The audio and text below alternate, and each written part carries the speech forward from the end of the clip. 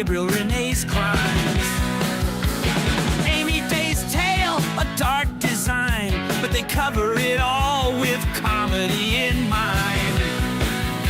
The world of true crime, they're always spewing lies.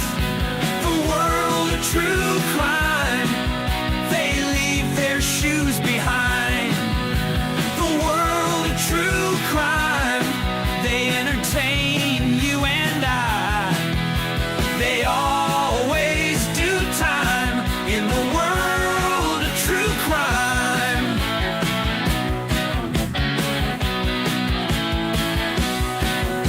They dig up the facts, but the jokes will fly. Dark tales and humor, a curious tie. From mysteries old to motives unkind, they'll lighten the load with a laugh you'll find. Their downfall's worse than a suitcase on the stairs. Justice comes tumbling, nobody cares. On YouTube they gather this team you can't miss, turning chaos and crime into comical bliss. The world of true crime, they're always spewing lies. The world of true crime, they leave their shoes behind. The world of true crime, they entertain you and I.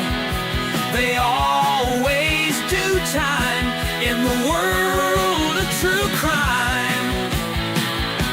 So if you crave justice with a laugh on the side, tune in for a wild, unforgettable ride. Dark humor and crime, they intertwine. In the world of true crime, the laughs align.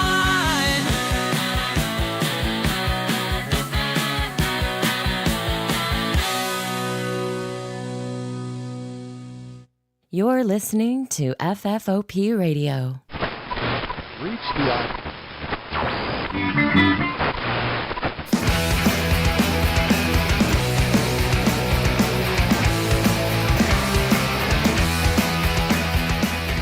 Hey everybody, and welcome to the show. My name is Dave. This is FFOP Radio, and what an episode we have for you this time around. Let's not unpack it right off bat, but I've got some opinions, obviously. Let me introduce Krista, my co-host and producer over there off camera. Hi. So what are we doing here, you may be asking yourself, and who is Susan Lorincz?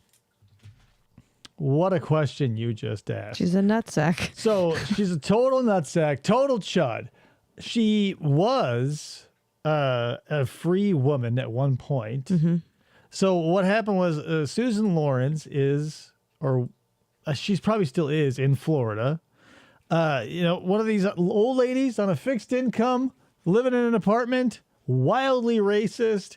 It'll all just sort of come out in the interrogations. If you're not familiar with this case, you'll sort of get the high notes. So what happens is, in this story, Susan, she doesn't like kids, and she also doesn't like kids of color.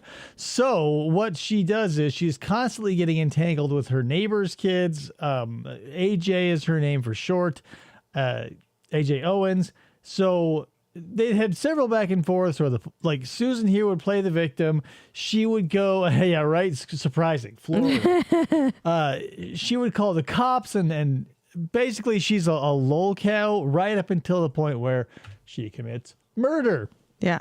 So what she did was, and, obviously they'll also get into it in the interrogation, but just, for your information, at this point, the story of that night, from what I can piece together, because I've seen the body cam footage and this interrogation and the courtroom footage, but apparently Susan here, I'm not sure if this is the time she threw roller skates at the kids, but this is definitely the time where one of the kids had an iPad. She picked it up and threw it at them. Allegedly.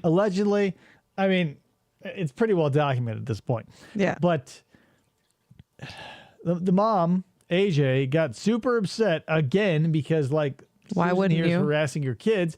So AJ goes to Susan's door, knocks on it, apparently hard enough that it scared Susan, scared her so much that she went to her bedroom, retrieve the gun. She says she keeps it in A garbage can full of important papers. I feel like it was under the garbage can, but whatever. I don't know. Maybe if it's a garbage can full of important papers, if she says it, I don't know. It's odd that she would lie about that, right? Right. Among all the other details of this case. Anyway, she comes back. She calls 911 first and says, there's somebody trying to knock down my door. And the operator's like, all right, we're sending someone. Minutes later, she calls 911 because she decided to shoot a warning shot, heavy air quotes, through the door at about chest height, which, whenever you give someone a warning shot, you usually aim center mass. Sure. Look out, I've got a gun and I will shoot you. Bam, that was a warning. But if it goes through their heart, it wasn't a good warning. That's why in the Old West, you'd shoot at their feet for them to dance, or you'd fire up into the air in a saloon to get everybody's attention. Basically, 0 warning shots are fired center mass of a human being. Right. Yeah, you've probably seen this if you're into true crime at all, because it was an insane one. So if we have the time and if I have the energy, what we're going to do is sit through an edited version of her interrogation, because it was over 2 hours long. Krista cut it down to about an hour and a half. And then we'll get to see her closing statements to the court after she was convicted. Yeah. And woof, like, holy shit. I mean, at least Sarah Boone, obviously. At least Sarah Boone looked up that Japanese art of restoring pottery by using gold and did a little P.S. fuck you, George, and the whole Torres family, but I forgive you and all this other bullshit. Doesn't even do any of that. I mean, the first 20 minutes of her talking, I don't know how she talks, but the first huge chunk of it is just like, Your Honor, I've had 7 knee surgeries. And that's what I, as a jury member, would feel the most compassionate about. Like, you just shot a mother through your door and, basically in front of her kids. Yep. Your Honor, my knees. Nice. All right. So let's jump right into it. This is, again, Susan Lorincz. Yikes. What a fucking victim complex from the jump. So just be ready for that. Yeah, Boone put in some effort. Basically, what Susan did here at the end in court, she just sent away for her medical records and jotted down the highlights. Anyway, let's roll. Susan, I'm Detective Pender. Can I get your water? We're getting our paperwork, okay? I got one on the Would floor. you like to have a water? I have a water. You already got one? Give me 1 second Okay. here. That would be Hilarious. cool. More water? A jug? What, a pitcher of Blue Moon? They kept her in there after that for 10 minutes. Susan? Okay. They usually leave them in there for a long ass time. I've seen some interrogation footage is they'll come in and they'll pull them in for no reason. They have warrants for some other thing, and they just sit there and okay, just hang tight. You need a Coke or a Pepsi, or just a detective will be here in a minute. Need a Subway? And, almost 10 times out of 10, what happens is the suspect will pull their arms into their shirt like a first grader in a cold gymnasium watching something in the auditorium. You know what I mean? I don't know. I understand they keep the rooms either super hot or super cold. It's a psychological tactic. But it's so irritating to have all these cops question so many armless, turtle-shelled people. Hi, I'm Susan. I've seen some I appreciate you jerkins coming from back his in and hands. talking with us. You already have a water? Is there anything else we can get for you right That's now? fine. No. More All right, water. very good. Again, if you Yes. remember, Some Detective bread for the Stitt. table. This is Detective I'm Pender. Detective Pender. I haven't got a chance to meet you yet, This but I'm detective- looking forward to be able to speak. He's a very interesting. The second one, Bender, whatever his name is. He seems very psychological. The way he talks, he's very I feel more clinical in a way than the other dude. It's just a matter of flavor, because my favorite type of interaction between these people is with I can't remember. I just watched this interrogation footage again. The dude's name is David. I obviously killed the dude he was a coal miner with, and the detective starts out it's crazy. So you saw the body, because he's the one who found the body, but he had a whole bunch of filthy sex videos and pictures on his phone between the two dudes, and he's like, David, we found it on your phone, with that a guy with that tattoo on your arm on your phone. He pointed at his own tattoo. He's like, yes, sir. You guys were having sex? And he's like, no. The video begged to differ. Yeah, I work with Detective Stitt. We work together. I was learning different things. So, anyways, yeah, I'm just going to go ahead and let him cover what he needs to, and then I'll get a chance to meet you then, okay? Okay. So, Susan, obviously when we spoke the other night, it was kind of a lot of things going on still. A lot of the pieces of what happened we're still trying to be put together. Hey. Since then, we've obviously talked to a lot more witnesses who were there. Fucking everybody. Access to some video from around the area of where your complex is located. So She also had, like, again, kind of like Sarah Boone, everybody around her, bar one person, was like, yeah, she's a huge bitch, is constantly a hassle, yada, yada, yada. She has, like, one friend who gets interviewed. We're not going to go over that footage tonight, but, like, not interviewed, but, like, it goes up as a character witness or whatever. And she's like, oh, yeah, the kids, and they're making so much noise, and I can hear it from my apartment 300 yards away. And I'm like, oh, God, yeah. Like, I get it, you're a friend, but you sound like a fucking idiot. during those interviews, during that process of obtaining new stuff, obviously it brings new questions that we wanted to kind of cover with you and try to verify some of the stuff you said, as well as clarify things that we don't quite understand. How so I was calm. hoping She that we could killed do someone. that today. Right. Obviously, just like last time, I want to make sure that you Your rights. understand your rights and everything. So before we get started, Don't I just they? have to read- Like, she's dressed like a Florida grandma. Like, they don't, whatever. Chris is more about things matching than me. But, like, would you wear, like, pale blue board shorts with, like, an old grandma hoodie like that? No. Sweater hoodie? thing I did last time, yes. Okay. Okay. Having those rights in mind, you willing You to talk get to us it? now? Yes. Okay. So, Right. That's just know that, like, you're a suspect. If they ever read you your rights, you're a suspect. And you go, lawyer, please. Right. Yeah. I was, again, watching more interrogation footage. This guy basically shot his wife. And he was they were answering questions for over an hour. Maybe it was like 2 hours. And they kind of figured it was him because there was two people in the trailer. And one of them was shot. No evidence of anyone else entering. And it wasn't until, like, the last third of their interaction where he's like, let me read you your rights. And I go, so what's up?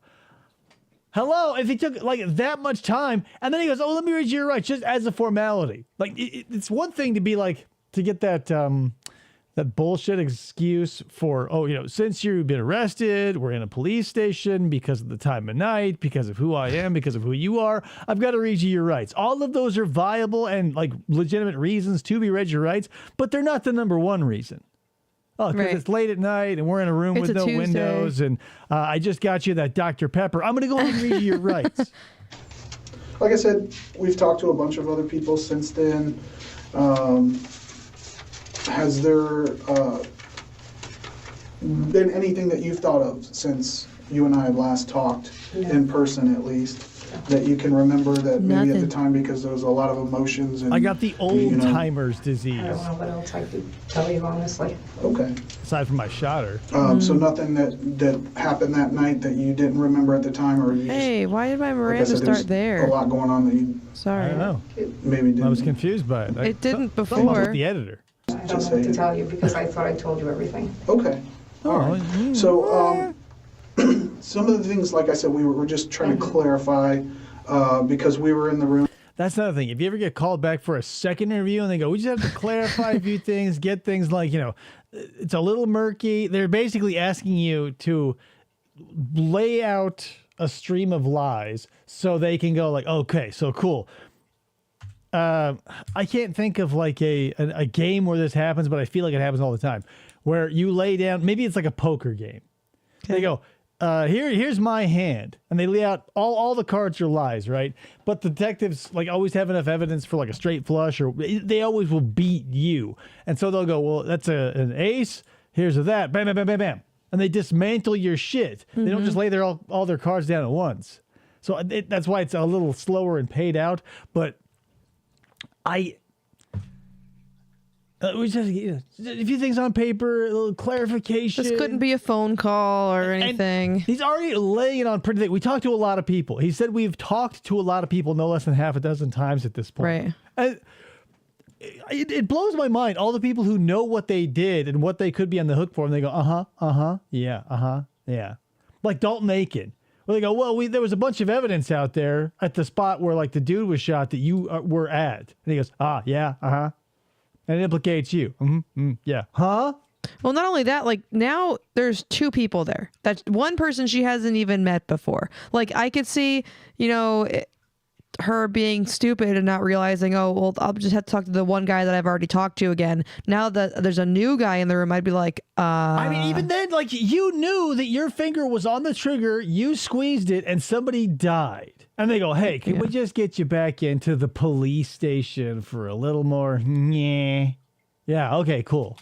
Together for a while talking. Guilty. And, Yes, we're homicide detectives, but don't let that worry you. So, like, that's the thing. They always point out, like with Gabriel Renee, detective technology, right? He goes, you see the sign over the door? Homicide. one of the things I wanted to clarify with you is and try to understand. Like you'll notice there's no department in the police station for whoopsie daisy. It was an accident. I'm free to go. There's no department. That what kind of stupid sign would that look like? Understand better is when Ajike was at the door, when she approached the door, when was it that you realized that it was her coming to the door? Because I said, who's there? Huh. Okay, how did you know someone was there initially? Was it because... It was a huge banging. Okay. They were just pounding at that Huge bang. Okay. So initially, there was no words, it was just the pounding. Yeah. That's what started the interaction there? Yes. And where was the pounding at initially, where it first began? The front door. The At door. the front door? Yes. Okay. How many times did she was it just like It was one or no, was no, it no. several? It was just bang, bang, bang. Okay. Bang. All right. And then The Arsenio Hall going on. Yeah, woo, woo. Like, hey, you said, I'm here to knock down your door. you asked her who's there. Okay.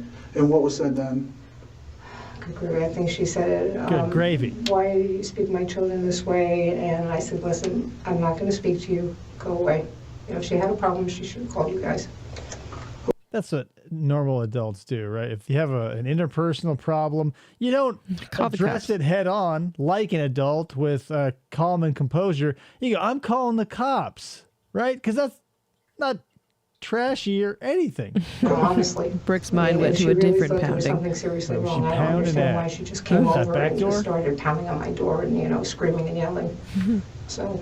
And then what happened after you said to go away? Go away, and then it got quiet for a bit, and then she started really banging, just pounding on that door. She was relentless. How long is a bit, would you say? I don't know, Like because I mean, long enough to feel relentless, right? Relentless feels like you'd have to be there a while, like a persistent hunter, like a man tracking a mountain lion through the Rockies. And he goes, he's still back there? Yeah, it's relentless.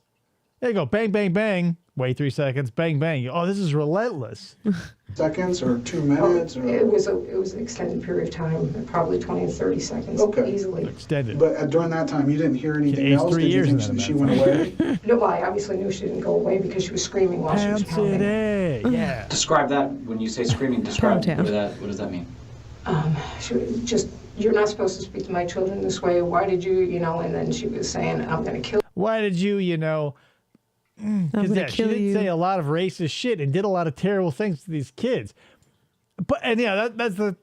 What did she say? How can I, what can you say that would be like the least damaging for me? Like, how could you talk to my children? Because sticks and stones, we know that words can't hurt you. But then, she almost gave a second thing. Yeah. And then just the pounding. I don't know. you, and I'm like, holy shit, and that's when I did. Well, you said there was the initial barrage of the pounding, and you said who's there, and she said, what you said that A barrage of about pounding. not talking to her children that Prolonged way. period. And then you said it got quiet, so there was no banging, there was no words being No, said. Just a single cricket chirping. I was just waiting for the other shoe to drop. Relentless it was. I thought she went away. That's what I was asking. Basically, I'm sorry if I. No, it's okay. I thought, all right. It's okay, it's your fault, officer. All right. And you said that was 20 to 30 seconds. Yeah. And then did she start yelling again first, or was there more banging? It was Hey, banging, it was still out yelling. here. I thought she was just going to break down the door. Okay. So, I mean, my heart was pounding, and I was like, she's really going to kill me. Okay, That's so all I felt. when she first came up and where were you when she started the beating? I was The in the very first bathroom. time. You were in the bathroom Yeah. when she started beating. And did you Hello? come to the Pushes open the door and calls out from the can. Yes. Toilet paper, help. door? Well, I was approaching the door, and then she started screaming, and I knew who it was. And I Okay. said, that's it, I'm not opening this door. Okay. And because I figured if she came in, she would just absolutely, And she was just absolutely pound me to death. Like, so the story is already so inconsistent. Like he's like, how did you know it was there? Well, I asked. And now, so it was like, a barrage of pounding, it stops. She goes, who's there? And then she starts saying the things that she cannot now repeat. And now she's no longer asking who is there. She's just like, oh, that was bounding and screaming immediately. And I was on the can, dropping a deuce and reading Reader's Digest. And I was like, bam, I knew who that is. Who's there? Hello. Flip. into the ground. Brooke, All I right, might and then change your name in When Discord. it became silent after that first round of beating on your door, where were you volley. at then? Did you go? I think I went to wash my hands, honestly. Okay. Because I didn't. Honestly, there was the first volley. Who's there? I'll kill you. Gotta wash my hands for 20 seconds. And then I sang happy birthday as the warm water washed over. I was at the door, and I went to no, and then I was like, Okay. so I went back and washed my hands. Okay. So that's during the time where it was kind of quiet. Do you think that she added that to like make herself sound better? Like you have all this time to like take a break, wash your hands. Like who's there? Like Right. it seems like there's like very like if I thought my life was in danger, I don't know if I would have the time to like run anywhere and wash my hands. Be like, oh, whoa! I know this is breaking and entering in progress, but I need 30 seconds with these babies in the water. We're in Maybe she Pound went Town. away. Welcome to Pound Town, Okay. Mr. Yabo. And when the banging and the yelling started again, where were you at then? I think I was. He was in the making an kitchen. omelet. Okay.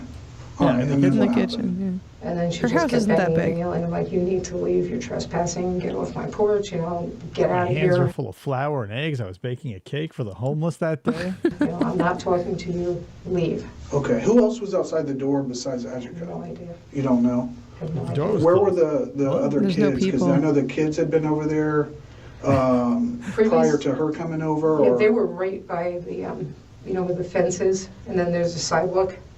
They were right Yeah. beyond that sidewalk, inside where it's supposed to be no trespassing. Okay, so they were outside of the fence while she, That's another thing too. She bought a no trespassing sign, like put it up on her yard. Yeah. But like whatever, kids are kids. Like if if my stack blew every time I saw some kid walking home from school through my yard, like and sometimes I do fantasize about just like sitting on the porch with like a super soaker S50 or 100, being like, Spraying him. step on my property, psh, But I don't even live that fantasy out, let alone like yell at the kids, call them all slaves essentially, and then wait for their mom to show up so I can douse her with my super soaker. banging on the door. I have no idea. Oh, you're not I- sure? I have no idea. Okay. That is a really tiny water bottle. You're right. So, and the kids finally, I went inside. I figured they left. So you didn't know who else was out there No. at that time? No. Okay. So No you went to the witnesses? kitchen and See- she was still pounding on the door Pounding on and the door. yelling. And I know we've kind of gone over this a lot, but I want to make sure now we're Just to getting more clarify. like in order of things, because the first time we talked, it was kind of just like it all came out all at once. And now that you've had a little bit of time to kind of think about things that happened again and try to get it in a good order that things happen, because it's very important to be able to say, okay, this happened first, this is what happened next, so that we don't get them confused or anything. Okay. It's very important. I love like all this like I don't know. It's like verbal, like white bread slathered in mayonnaise. So obviously we want to get things in order, and we know how things go in order. First things first, second things second. Yeah, great. But like I don't know. Maybe it's a technique that it's supposed to like bore the person into a lulled sense of confidence. But like it just makes me so like. I'm a fan of economy of words. If I have to listen to a story with a million extra pieces to it than what is absolutely necessary, and maybe with a few comedic or like interesting flourish here or there to like make it a little more captivating, I'll take it. But oh my God, like work at any place and get on a phone call with somebody who calls you and they go, yeah, well, the reason I'm calling is I do this. And in 1943, I started doing this. And anyway, so cut to 20 minutes into your future. And they go, so my question is, and you go like, why couldn't we have started there? Hi, my name is this. My question is, right? Not like my first sports car was a. So after that initial silence where, well, no, I wouldn't say silence, but it got quiet. Brick says, I remember sneaking into neighbors or friends' neighbors to play on trampolines or swim in their pool when they were out, or some when we thought they were out but not. Yeah, you know, jolly japes and shit like that. That's not like, I don't know, I wouldn't get mad necessarily, especially if, it's like, whatever. I don't know. Like, it takes a very special person to, like, hold a grudge against children. Yeah. You were washing your hands in the bathroom, and then the pounding and the yelling started again, and you went to the kitchen. What were you doing in the kitchen? I was looking for my phone. Looking for my Okay. BLT. So I put my phone down somewhere and I started panicking and I started searching for the phone. And then she just kept banging and banging and banging. I'm going to kill you. I'm going to kill you. You know, get out of here. And I'm like, I have nowhere to go. I mean, I was in the kitchen. There was the sliders, and the sliders are always locked. And then there was the bathroom. I just came out of there, so I knew I couldn't go back. I was trapped in my own house. And just that one door, so there was no escape. Okay. I couldn't leave. I couldn't get out of there. I was like, Jesus Christ. And she was pounding so hard, the mirror on my wall was shaking. Okay, so that first, I'm sorry to go back, but that first time that she pounds on the door, how long do you think that lasted before there was kind of the silence? I know you said she hit the door, you said, who's there? And that, what was it said? Probably 5-10 seconds she was pounding the first time. Okay. And then when it started again, how long, and I'm going to jump ahead just a little bit, but we'll kind of come back. Oh, I hope. Don't worry, we'll circle the drain a lot. Again and saying all that stuff to the point where you fired the gun. How long do you think that lasted? 2 to 5 minutes. 2 to 5 minutes. I don't know. Oh, wow. Everything's kind of, it was a while. I mean, it was a while. And I kept thinking, okay, you guys are It going was to show like up. 47 minutes. Earlier, and no one was coming. No one was coming. I'm like, shit. I couldn't find my phone. And she was just banging and banging, screaming at me, telling me, I'm going to kill you, I'm going to kill you. I'm like, she's really going to kill me this time. That's all I kept thinking. She's literally going to come in this house. Because they had interactions before. This does feel like Michael Dridka. You know, remember him? Like, he was hassling someone who was not supposed to be parked in a handicapped spot, but he took it upon himself to, like, be the parking lot security dude because, you know, that's his store. And all that. His story was like, you remember, another step, he'd have been running. And the dude was actually running away because you pulled a gun on him. Yeah. So, like, I can't imagine anyone, unless they're, like, bereft of any sort of sense, like, I'm going to kill you. I'm going to, like, repeat that. Like, what are they, what is it, like a horror movie? And they're a robot? No. It's like she was probably pissed off and then citing examples of what you were doing to the children. Yeah. But, like, in revisionist history, you have to make your victim look like the before in a Ronco infomercial, whether it's trying to make eggs or put on a blanket or spray fake hair out of a can onto your head. You have to look like a total moron, and that's why she has to like kickflip this and be like, yeah, she was just a rage machine, pounding and yelling, I was going to kill you, and I was like, oh God, why? I'm a saint. Okay. When did you find your phone? At what point? 8 years later. After I shot her. Still can't find I it. just started searching. After I shot her. I don't believe that because I believe, again, I think there were 2 phone calls. She called after she shot her. But I think she called before too. She called before. Right. But she's saying that she did not get the phone until after she shot her. Bullshit number whatever. If you're playing a drinking game about how many times she lies, R.I.P. You're dead already.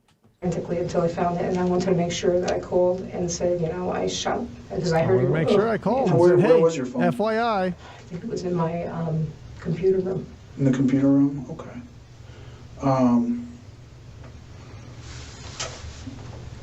So, let me just understand this a little better, because I'm not really sure. So, the woman that got shot, what is her name? AJ. AJ. Right, it's AJ. Yeah, Okay, and how long have you known her? I really didn't know her. I just, she was a neighbor across the street.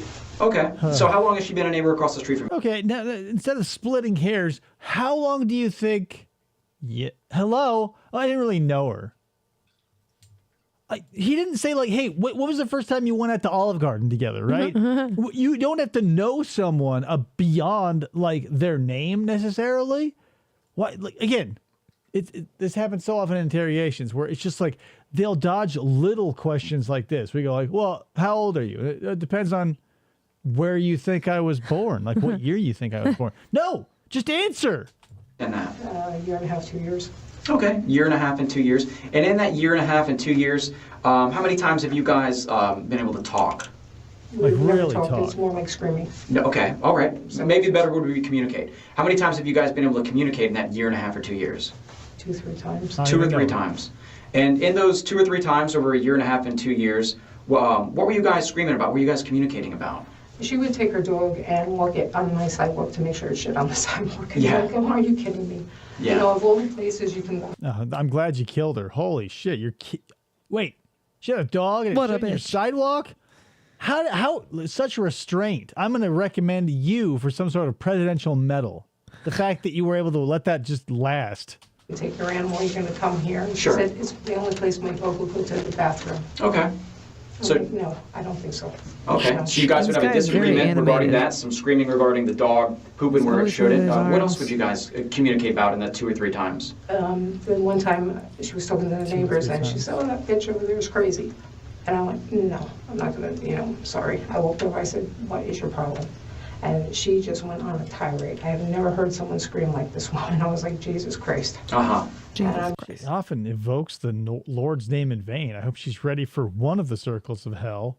And she exploded. And I'm like, oh, shit. How long ago was that?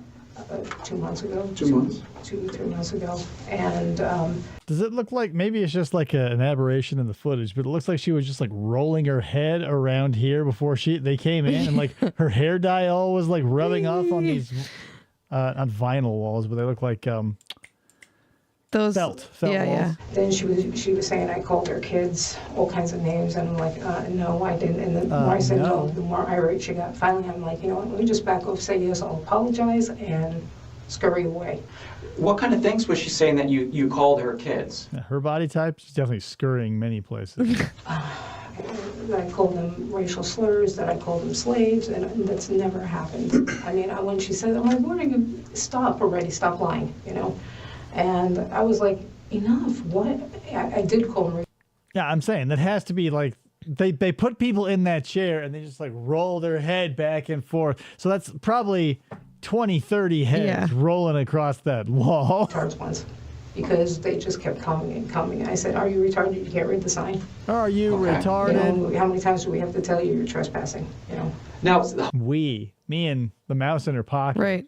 Like, because She lives alone. yeah, nobody wants to get with this. You know what I mean? Like, whatever. 40 years ago, maybe she was a looker, but at this point, she's just a racist old hag. all these kids nowadays, they have tablets and phones and stuff. Are you, I mean, you can tell us the truth. I mean, it's just us. It's just us three. Yeah. You could level with me, Susan, you and me. My name's Jerry. You ever see a tablet? Do you ever throw it like a frisbee, maybe? In here I think we were looking at different videos and people were telling us about we spoke to everybody in the neighborhood separately. Yeah, we didn't put them was in like a town hall setting. Go like, hey, who hates Susan Lorincz? Sir? there other times when you got frustrated or something with these kids and you said something else that we're not talking about? I mean, have you said other words to them or something about middle fingers or something? Tell me about that. Something about middle Wasn't fingers. that- Do you have any middle fingers? You ever whip those babies out? Tell me about that, Susan. Yeah, someone said, like, I love how he does that little, like, middle fingers, like, ha, you know, like, have you seen that gesture before? There was some talk about some middle fingers appearing somewhere. It's like when they get a suspect in, they go, well, I was holding the gun and it went off. Like, oh, somebody was brandishing a finger. Did you happen to catch whose hand that was? I don't know. Somebody's finger just raised. It was that the gentleman. Who's the gentleman? I only know him by his name. Who's that Pepito. gentleman? So okay. So he's It's a guy, Pikachu. he gets all the kids together, so they're screaming and yelling and they're doing all this crazy stuff, and I'm like, I wanna stop know who this already. guy And I is asked that him, I she said, talks "Please about." stop." I don't like the He yelling. must be a legitimate person, or else. Yeah, he's like someone who lives in the apartment complex who like it doesn't like her shit either. Obviously, who would? You know, I started to break down. She looks like No, a take your goblin. time. What the crazy stuff that Sapito has Like a these kids troll. doing? Tell me about He that. used to ride a four-wheeler, Uh-huh. and he would come around the house. And I'm like, what the hell are you doing? Then you have the kids on the back, no helmets, no nothing. And I'm like, stop already. The one time I went out there, he almost hit me. Uh-huh. He's like, missed you. Jesus Christ. Easy to miss. Jesus Christ. Jesus Christ.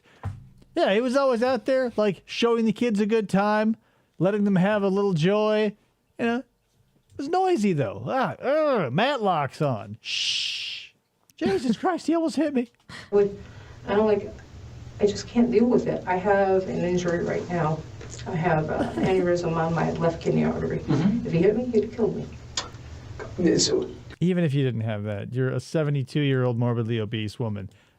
Like, he could have jumped out from behind a bush. You could have fallen and break your hip mid-fall, and then you're out like a light. Yeah. Susan.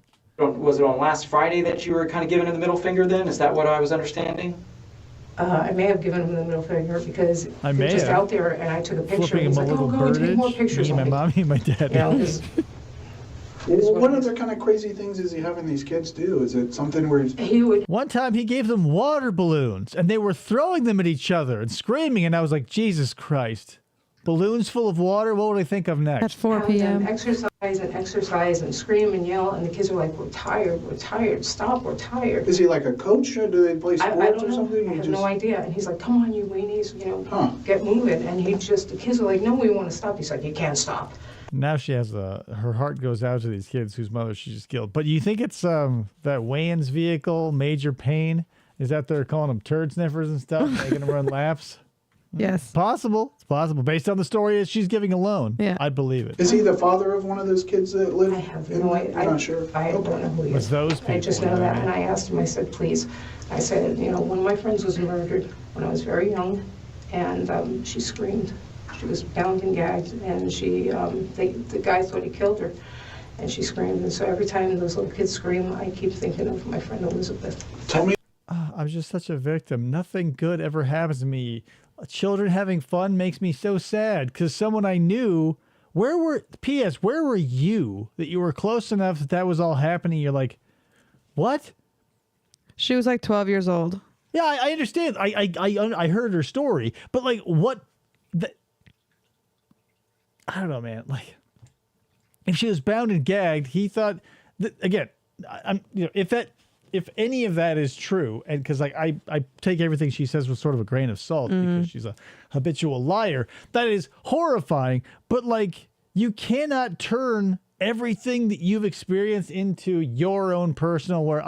Don't be a one-upper, good or bad. Right. Don't be like, hey, the reason why you should listen to me is because I was victimized in the past, or I have a perceived complex where nothing ever goes my way. So children having fun and riding quads and exercising and making noises children do, like, sorry about it, bitch. Like, oh no. Like, you decided to live there. If you don't like kids so much, live in a place that's like 55 up. Yeah, like many things you could do, just go inside and shut up. Because, like, that's what kids do. They make noise. I don't know if she has any kids, but, like, I don't know. It's just one of those annoying things. You got all these damn kids just, like, out enjoying themselves, essentially. Whoa. So, and I asked him, I said, Sapito, please, these kids screaming like this, it's triggering me. I don't want to hear this, And he's like, you're full of shit, you're a liar, you're this, you're that. I'm like, really? I'm like, why would I tell this story and it's not true? I know this is... Yeah, why would I make myself the victim for a benefit if it wasn't true? Right? If I want people to be nice to me, I say, hey, you got any gum in your purse? And they go, I only got one piece left. And they go, well, my friend choked on a piece of gum. There were two left. If you only have one, it's going to traumatize me. There you go. Dentine ice. Bitch. It's kind of not really related to what we're talking about, but what happened with your friend? Is that when you were very young? Or 14. Or 14, sorry. So a guy came after her and he beat her and he thought he killed her. And he bound her up. She was at Schulten factory, the Old Spice factory in Jersey. Were you sleeping out in the dumpster? She was in the spice factory in Jersey? And you heard the scream? And next to him, and he buried her there in a shallow grave. And she wasn't dead. So when the coroner said that there was all dirt in her lungs because she kept screaming and screaming and screaming. So every time those little girls screamed, it just kind of, So you didn't hear the scream. Someone died across the city, and it was reported that they probably screamed. And so now every time you think of someone screaming, you're triggered. Thinking that I've seen a lot of people try to kickflip a lot of non-related shit to them, but this is on par with like people who say they survived 9/11 and they were never there. Right. Like, somebody was murdered and I wasn't there. Holy moly! Ryan Maxwell, member for 3 months. Look at that. Do you have any lifesavers left? I have one. The last one I gave to a dad that got kicked in the head. Sorry, I'm late. Much love, Brian. Yeah, it traumatized him. After he gave that dad that lifesaver, it distracted him just enough from the horse he was trying to ride that it kicked him in the head. That's how Horse Kick Dad was born. Horse Kick Head Dad. Oops, wrong button. Have you ever been a victim of any violence? oh yeah. Describe that to me. Oh, yeah. I was Did that happen here or in New Jersey? in Jersey. Okay. And how long ago was that? Started when I was 4, it didn't stop until I was like 20. Okay. And And that played into this how? It's 40 years in your past. Like, don't, whatever. She's obviously just going to be a perpetual victim, and everything about her will be, poor me. But, like, I hope if you, like I, have been through something dramatic, like, take steps to make yourself cope or heal or whatever you need to do to get back to where you were, because you don't want to end up like this person or anywhere near this person. Like, it's easy to kickflip something bad that happens to you into I deserve sympathy for X. Currency doesn't work like that, real or imaginary. Like, you can't start cashing checks based on, people have hard lives. That's why I give people who get clean off of stuff a little more shit than they probably deserve, because like I spent my whole life not being hopelessly addicted to something because I didn't want to hit rock bottom, but I don't get a parade. If you like lose all your life's ambitions, goals, possessions, and teeth, and then bounce back, they go, oh boy, pat on the back. But all of us working stiffs who, manage our vices moderately, nothing. Was New Ryan, Jersey so police or whatever basically, they did? long story short, she lives in Florida. She shot her neighbor because she is a racist old lady, shot her right through her front door. Bam. Center mass, warning shot, you know what I mean? Brick, and how do you get this far in life? Because we talked about this before, but like there are two types of perpetual nuisances. Like there's the perpetual nuisance in the legal setting where like you just commit little crimes where you get sent away for like less than a year, if that, each time, and everybody can see you're on the train to oblivion, but no one can do anything legally because you've never crossed a certain threshold. And then when you do commit something heinous, they go, well, why didn't anybody step in? Right. Because there is, like, my idea doesn't exist in real life. You can't be a perpetual nuisance, even though we do have, like, in some states, they have 3 strikes laws where after your 3rd felony, they just lock you away for the rest of your life or whatever. Most of the time, there's no provision for that. And why would there be? Because, like, you can't paint with broad strokes like that. But these people also exist in our everyday civilian life where they just have enough people, or they handpick the people they surround themselves with who will swallow their bullshit wholesale and get to use their suffering as currency. And it's obnoxious. Help you out with that, give you justice or anything? Was that ever reported to law enforcement? No, because I was starting to be killed. Okay, so that was something that wasn't reported. And was this from a known family member or something? I worked Special Victims Unit for years. Okay, so this was from a known family member. SVU. I don't know, man. Like, it's hard enough to deal with crimes like that because if you don't report it and yada yada yada, there's no evidence that can be collected after such amount of time. I don't know. I want to give victims the benefit of the doubt, But in a situation like this, I can't. I just cannot let myself go like, oh, that's too bad. Because I've known perpetual liars and like not even like habitual, but like pathological liars. And you just know for a fact that nothing they say is true because there's never any evidence. There's no other person to back up their story. And that's why, because she's just been at the mercy of fate. Like there's some people who must just get like everything goes right for them just by the virtue of odds. Sometimes bad things happen to people nonstop because of the odds and because the universe is random. But I don't know, man. It's just like you can feel when it's authentic and then you can feel when it's definitely not. Ever been a victim of some kind of violence from a random person or something like that? Yes. We got the hat trick. Describe that to me.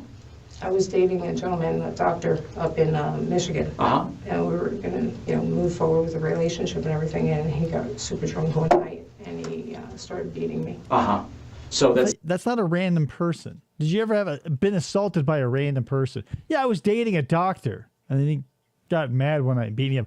Random. Totally random. Totally random. I was like, who are you? Oh, we've been dating for a few months? Random. It's like domestic violence, someone else that you were associated with and they did something bad to you. Was that, you able to report that to New Jersey or whatever it may be? Were they able to arrest that man? Up in Michigan. Michigan. Were they able to arrest him for anything? I never said anything. I was so embarrassed. Sure. I just constantly the victim of a crime. Around every corner, she is assaulted or whatever. No, I never reported any of it because I was just like, meh, I got to get back to work or whatever. That's I'm common. an adult, I should know. I mean, as soon as he finished and he passed out, I left. Okay.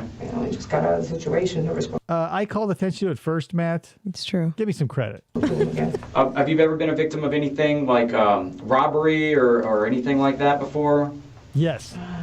In Jersey, yes. Yeah, bingo. Okay. 4 for 4. Were you like robbed like at a store, a gas station, or describe that to me? It was a random person I'd been dating for a while. He took my debit card and emptied out my bank account. Totally random. We had a joint account. We were selling tools out of the back of my car for some company, and we stopped at a stop sign. That seems like a legitimate. They just fell off the back of a truck. And it was myself and 2 other girls who were doing it with me. Uh-huh. And I didn't report this either. Entered the car and just took everything. Who's they? Who did that to you? I can't remember. It was a bunch of guys. Okay. That were in the neighborhood. There were a bunch of guys wearing clothes.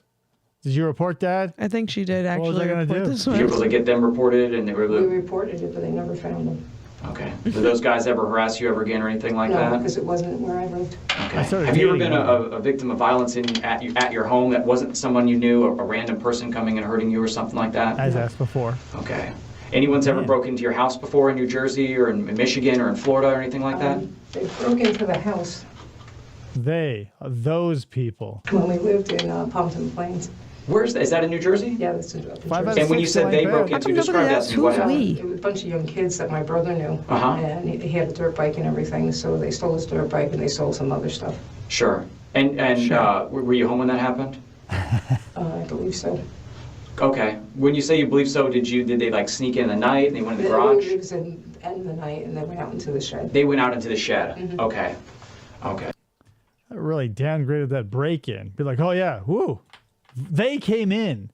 They ransacked the place. My brother had a dirt bike. The guy has the quad too. Very similar handlebar movements. They just, under the cover of night, snuck into a separate, unattached, non-powered building. Yeah. Spooky! You ever wake up and like find that your dog got into the trash? That is a more closely related crime to you. Like if someone gets onto your property and like in the backyard, like your house proper is never entered. Oh, so scary. Went out there, no dirt bike. Traumatized. Every time I hear a dirt bike now, I think, is that my brother's? So I'm trying to understand. I can know what happened to you this time. We just talked about that. I'm saying, has anything like this ever happened to you before, where someone was trying to break into the house and hurt you or something? No, not like this. No, nothing like that. Nothing like that's ever happened to you No. before. I just wanted to see if there was a similar experience. We talked about unreported sexual abuse. We talked about domestic violence. We talked about whenever you were robbed once of something by some men, and then there was something stolen out of a shed. Is that right, in New Jersey? Yes. Okay. But then we're talking about what happened there today. And this woman that she passed away, you said that you guys have yelled at each other 3 or 4 times in about a year and a half to 2 years. Is that right? Yes. And the last time she yelled at you a lot. Did you ever? I worked as a patrol deputy for years before becoming a detective. Did you guys ever get in like a fight in the street or anything like that? All right, take this, rock 'em, sock 'em, neighbors. Man, he is going at No, it. nothing like that. You gotta be kidding me. I'm sorry. I gotta ask, because I don't know you that well. No. Did she ever brandish a weapon or anything like that, or something? The only thing she ever did is she picked up the no trespassing sign and threw it at me and hit me. Okay. And I know that the police came out a lot of times. Did the I think it ruptured my kidney artery. police ever come out for that time when she threw the sign? Yeah, and then everybody in the neighborhood said, oh, we didn't see anything. Okay. So it was a he said, she said, so they said they couldn't That both he and she were she's, and it's like, well, who do you believe? There's no man involved, so they had to leave. No crime committed. charge anything. Sure. And I'm like, all right. And obviously Christ. you have a firearm. I haven't had a chance to ask you about this. Now, is that a gun that you've had for years? Or you just had it for a couple weeks? Help me understand that. No, over a year. Okay, over a year. understand And where do you normally keep that secured in the house? That's usually next, it was in a garbage can next to my bed. Okay. And is it like? Now, that was the Trash? Remington that you're talking Yeah, about that you got Remington. over a year ago? Yeah. Okay, so when we were at the house, there was the other one, Yes. the 22 The was a Ruger. Ruger. How long have you had that firearm? A few months. Just a few months? Yeah, not very long. And the only reason I did it is because it was so expensive to shoot the Remington. Oh, with the 380 rounds were 380, expensive, way yeah. more expensive. So I got I mean, obviously, not for nothing. The smaller the bullet, the fewer materials needed, so the cheaper it's going to be. But like 380, I don't know. I haven't been shooting in years, but like 50 rounds back when I was shooting, it was like 10, 15 bucks. God knows where it's at now. But yeah, you could get 500 rounds of 22 for under 20 bucks. Wow. Back in the day. So I get it. But like, I don't know, man. Like, do you think Susan is heading out to like a shooting range every other weekend and just like, oh, it's so expensive? No, she keeps her guns in a garbage can. Yeah, it's just clonk. Oh, now it's stuck to the old gun that came out of my Charms blow pop. a little plinker, just target practice and Little stuff like that. blinker. Are you experienced with firearms? You got 2 guns, and it sounds like you have the little plinker, and you know about the price of it. You know the terminology. You know about the price of ammunition. You went and bought some, and then you bought other ones. So you know, like you said, plinker. Yeah, like SEAL Team 6, Susan Lorincz. The plinker. Like I'm pulling in our special plink squad. Are you well versed with them? I used to be terrified of firearms. Uh-huh. And then a friend said, you really can't. Because the shots reminded me of the girl who screamed that I never heard, but loud noises I associated with screaming from a girl who was buried alive. But I got over it. And you weren't able to like get over anything else? This is the one thing. It was like, well, I've been victimized 5 out of 6 types of crimes. I was scared all the time. Everything was triggering me. But isn't it amazing you were able to work through the issues that let you shoot somebody? Yep. You couldn't like pull up your big girl pants and be like, aha, kids like having fun. I'll just have to deal with that shit. I was, the mountain of fear that kept me from shooting her, I was able to conquer. Nice, Susan. You're fucking nailing this shit. Yourself. He said, you should think about getting a gun. Okay. So, Yeah, because Josh met me in Vietnam. Every seen time I movies. smell hot mustard on a hot dog, I think of mustard gas. And those boys in Da Nang. I was never in Vietnam. I read an article about Vietnam once in 1997, and now I'm just shaky all the time. Every time I see a banana plant at the Home Depot, I think Charlie's in the trees. When did you first get a gun? Was it just, or did you have other guns historically? no, I never did. Okay. My historical I first gun bought collection. a 9mm, but it was just way too much gun for me, so I sold it. Uh-huh. The difference between a 9mm and a 380, negligible. Way too much gun. Oh, well, scary. I need something. You have 98% as powerful? I can handle that, but 9, woo! And I got the little 380. Okay. And did you go to any kind of training for those using guns, like going to the range, or tell me about that? Went to the range, watched videos, you know. Yeah, don't get traumatized, man. It's scary out there. You might remember that there was a war out there. I'm still, you know, I'm just barely getting over the Civil War. I'm here in America. Don't get me started on the Revolutionary War. I'm still working through that. Self-educating, and I was going to go take a permit to carry course. Sure. And I didn't get around to it. Yeah, so okay. busy. So you were Washing my self-training yourself. You had plans to do that in the future, but it didn't come to that. So thank you for helping me understand that. And describe to me, AJ, you've only had these arguments with her a few times, but what I'm confused about is that we're talking about her banging on it 3 times, and then there's the pause, and there's everything else you just described to Detective Stitt. And you said that this was the time that she was going to come and kill you. That's confusing to me because it sounds like you guys really didn't have any other times that she was going to come and kill you. No, she was saying she's going to kill me. I mean, she's Right, but you said this time she was going to come kill me, and the 2 interactions you gave were her having a dog shit on your sidewalk and calling you casually a bitch over her shoulder at someone. So were you afraid that she was going to kill you those 2 times? Maybe. Yeah, Christians because of the Crusades. Spooky. Yeah. So many violent actions that you can just personalize and make yourself the victim of for clout or any sort of, like, what do you get out of that? verbalizing it. She would say, I'm going to kill you. Okay. That's how, it's not like this is the time she's going to come and kill me. I mean, So I'm trying to get into your she's- mind, and I'm trying to be brought to that moment to why you believe that. And we were talking, you were in the bathroom, then you were in the kitchen. I mean, I know that she's saying about the something, omelet? and you're inside your house, and she's on the other side of that wall and that door. Were you able to ever see her to see if she had anything in her hands? Did you ever pull out a monocle and or some binoculars, if you will? Did you ever do a little hand waving through a window, wave a white flag of surrender? Anything? No people or anything. There's no peephole, thanks. Okay. Were you able to look through a window or anything to see if she had anything in her hands or anything? Okay. So you don't know if what's going on, but you can hear her voice. Yes. And you said that she's hitting the wall hard enough that You're saying she's, it's me, AJ. I hereby notarize with a verbal contract that it's me, and I'm gonna kill you. I am gonna kill you. Yes, finally a detective who understands me. the door, Mirror. that the mirror's moving. Yes. And she's hitting the door. She's hitting the door. Okay. But she never touched the mirror. And there's no peephole or anything like that. You don't know who all's out there, but you can hear her voice. Yes. Okay. So I just started blasting. What made you Got Jeff. shoot that spot on the door? It sounds like you had some experience with the gun, so bring me to Honestly, that moment where what happened? I grabbed the gun. I was shaking like a leaf, and the more she bounded, the more she screamed. I was like, stop, stop, stop, go away, move away. She wouldn't move away. Finally, I'm going to kill you, and that was the last time, and I just fired the weapon. Okay. Was there a spot? Warning shot, center mass. I have a gun. That's a warning. Clunk. Were you warned? Hello? Something like that? I just kind of, there was the You door. know, I knew she was out. If I ever, like, I can't imagine accidentally killing someone. I also can't imagine, like, intentionally killing someone. But should something happen, like I hit someone with my car, I can't even, like, put myself in a situation where I would just be like, oh, you know, I was just like, thump. Oh, there was someone at my door, and I fired a warning shot.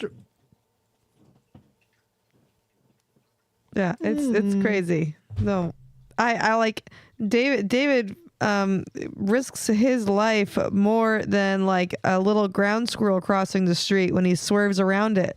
Like Yeah, I don't like the idea of me being responsible for the snuffing of any life, big or small. I get upset with my son when he steps on bugs. And I go, why'd you do that? He wasn't bothering you. But like, you know, but accidents happen. You hit a bird here or there, and it like, oh, I don't know, man. Like, it wrecks me to this day. I love one of my favorite animals is like the toad family. And out here in Arizona, you can catch spadefoot toads. You know, it used to anyway, by the handful when it would rain. And I was walking to my car in my truck, you know, going to one of my electrical jobs in the morning, and I stepped in something crunchy, and I was like, "What the hell was that?" So I pulled out my flashlight, and I stepped on a baby toad, and it kills me to this day. Doves, I have a less of an emotional attachment to because they're so stupid.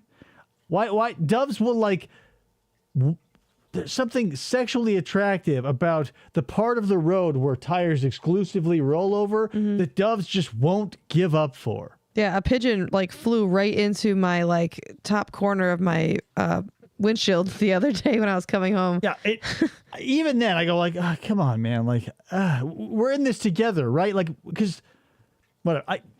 It's annoying. I don't like it, but I can't imagine because like telling people like it's like thump thump. She passed away, and now she is dead, and you did it. Good night, So since the Ryan. last time you and I talked, I went in the house. We, did the stuff inside the house as far as photographing, looking at where everything is at related to where the door is. And you said you had shot from the kitchen. So when you come in, it's like a table. kitchen table. The table that Yeah, I'd sat down and had a Nescafe with General Foods, and I was thinking of Jean-Luc. This was like 37 minutes into the assault, the ninth volley at the door, and I just picked it up. Bam! Jean-Luc. here, the two seats with the table. Okay. That's where I shot from. That's where you shot from. Okay. Like right next to it, Yes, or like further back? it was. I remember the table being there. Okay. How were you holding the gun when you fired it? Like With that. 2 hands? Yeah. Okay. Now, It was right after I started the turkey, and I was getting the stuffing ready when she was like, here I am, 9 hours into the assault. Blam. you were initially in the kitchen, you went to the restroom and then you were in the kitchen looking for your phone I washed my while she was hands. pounding on the door. Don't forget And you that. say that you believe it was between 2 and 5 minutes. Yeah. Was that total time before, from when the first pounding started to the time that you fired the shot, 2 to 5 minutes? Or do you think it was shorter time than that or longer? To me, it seemed like 2 to 5 minutes. 2 to 5 minutes More- total. Well, by the time I shot the weapon, at least 5 minutes. Okay. Did she ever try to... I mean, humans are like notoriously bad at telling time, especially in high stress situations, because a second can feel like an hour under the right circumstances. This part of an interrogation always feels a little bit like a lie detector to me because, yeah, you could say, well, I must have been doing it for 10 minutes. And they go, well, the phone records say it was 6.5. And you go, well, I'm pretty sure it was 10. Like, don't trust yourself in this situation. Your brain plays tricks on you, and it, like, sitting, bored in a classroom for an hour feels like an eternity. Yeah. But it's the same when things are like stressed. Like time could be slipping by or standing still, and you go 5 minutes, and you just throw another dirt on your own coffin. Why don't you? glass sliding door or open the door handle or anything like that, or was it just the pounding? I just remember her pounding and pounding and pounding. Okay. I love Death Wish 3, Mr. Yabo. So One of my favorites. you said that you kept the firearm in the trash can in the bedroom, so Do you think this guy with the Illuminati tattoo on his wrist is official, or do you think he's just like a fanboy? at some point, did you go, Yes, Illuminati so confirmed. you thought about it and said, I might need this, or? absolutely. I mean, I got terrified. I mean, I was so terrified she was going to come in and kill me. Okay, so you left the kitchen area? Yes. And that's when you went to your bedroom? Yes, Okay. Where was the other gun at that time? Do you know? I thought it was right there. The Ruger? In the other I thought garbage the Ruger was can? right there. I Under mean, we banana found, peel? yeah, it was, but you said that you used the 380, right? Yeah. When you fired the gun? Okay. You wouldn't like use the cheap one to shoot, obviously, the plinker, if you're going to just fire a warning shot. If I'm going to fire a warning shot, I find the biggest caliber and then I aim center mass. Again, like Yep. logical. That's what they teach you in the CCW workshop. They go, hey, any warning shots need to be around right here. You don't fire up in like you're not Yosemite Sam. Is there any reason why you chose that gun? Yeah, it's just like like her dresser is a big garbage can. Her refrigerator is just another garbage can. Yeah, it's just various like dumpsters, like all dumpster to like those little mesh ones that you find under a desk Oh yeah. for really important things. Yeah. Oh, my jewelry box. It's that tiny trash can over there. The other one, they were both Someone- loaded, right? They were both loaded. I was just the one that picked up. Okay. Did you handle the other gun at all? I don't remember. Don't I remember. honest to God don't remember. You wouldn't, right? Because the reason I asked is when we went in there, the 22 was actually on top of the 380. So I'm just trying to figure out how it is that you It's like the Donald Hartung case. Like, he killed his mom and 2 brothers, and he's like, shot. Oh my God. And then he did himself the fucking dumbass favor of like smoking in the house and then throwing the butts into the trash can, which he then, as he was cleaning up, threw the bloody rags on top of those butts. Perfect. Proving when he was there. Yeah. So to be like, oh, I don't ever, did you touch the 22? I don't remember. I probably didn't. Why would I? Well, the other gun that you shot her with was under that one. So is this like a Brave Little Toaster scenario? Were they trying to escape or like trying to teach you a lesson? They just, like, when we came in, they turned back into inanimate objects and fell on top of each other? Seems realistic. There, took the 380, Read fired his the personal 380, papers, went blew back, in, Would firearms. have put it back in there, but then the other gun was on top of it. So I'm just trying to figure out if maybe, you're just moving stuff around when after things Doing a little spring cleaning after you had that little nosh at the table there, drinking a little Nescafe. happened or something Murder. fell. I'm just trying to understand. It may have fallen off the bed. I don't know. I just remember Right into looking my for my old phone, gun and I trash just can. remember I put the fall in off the back bed, in, it's so fine. There's all kinds of papers in there, so it could have flip-flopped. Is that an Yeah, typically. Just when I- flip flopped. I'll leave a room and there'll be papers on my desk. I'll come back, they'll be all flip-flops. I go, guys, what's happening? actual, like, do you use it for trash or those important No, papers that were in those there? were papers that I keep. Okay. In the trash. All right. So you said it was about, let me ask you this, and maybe this can kind of help us get a better time frame. From the time that you called 911, these kids are on my property again, they're yelling, what happened that first 911 call? Whatever that you time said. that you They were a fussing and a feuding. hung up with 911, how long before she showed up and she was pounding on the door? After you hung up? 10 minutes. Months. 10 minutes? Okay. So about 10 minutes after you disconnected and they said, hey, we have deputies on the way, 10 minutes after that is when she started pounding on your Yes. door. Okay. And you say anywhere, you believe from 2 to 5 minutes? Yeah. Okay. Is there, Seriously, Mr. Yabo, if you're Yeah. ever in a windowless room and you're not being called in as like the Sasha Samsudin case, like they're not trying to recreate her movements and they don't read you your Miranda rights, like that's totally fine. Or you're 100% innocent. Also, still probably think about getting a lawyer, but like that's what makes it a little tricky, because sometimes you will come in as a witness and they'll still have to read you your rights. And I can see where that would make somebody go like lawyer, but like I can see also being torn between like maybe you have information that can help versus not wanting to get drug into some sort of bullshit because, you know what I mean? Like they're not necessarily interested in almost all interrogations include the detectives doing a couple of things, telling you how long they've been on the force. The other thing being, like they say, well, I'm not interested in you not telling me the truth. I need to either clear or implicate you or whatever, basically. Yeah. And yeah, in a perfect world, there wouldn't be like incompetence or corruption, but that's not where we live. and I just want to be clear, 2 to 5 minutes from the first time she pounded to the time where Illuminati. you felt in danger enough to pull the trigger. Yeah. Okay. And how many times, I know this Very is clear. How many times do you think she was hitting your door during that time dozen. frame that you believe is about 2 to 5 minutes? She just kept pounding it. Just kept pounding it and pounding it. Just She was more than screaming. 5, more than 50? Like, God, More than 500. it had to Like, be. who cares? I don't know. I can't even speculate. I just remember her pounding and screaming and yelling. okay. And did you call 911 immediately after? As soon as I found my phone. Okay. How much time do you think after you fired the shot? A few seconds. So within I'd a say minute? within a And you minute, yes. immediately called 911? Yes. Did you call anyone else before? No. Did you call anyone else after? I did call AAA. I'd been meaning to, because like my car's making a weird sound, and I'm, I'd always put it off, and I just go, oh. As soon as I found my phone, I go, oh yeah, quick call the AAA, then 911. Priorities. No, I don't think so because you guys were here. I mean, you guys came right away. Okay.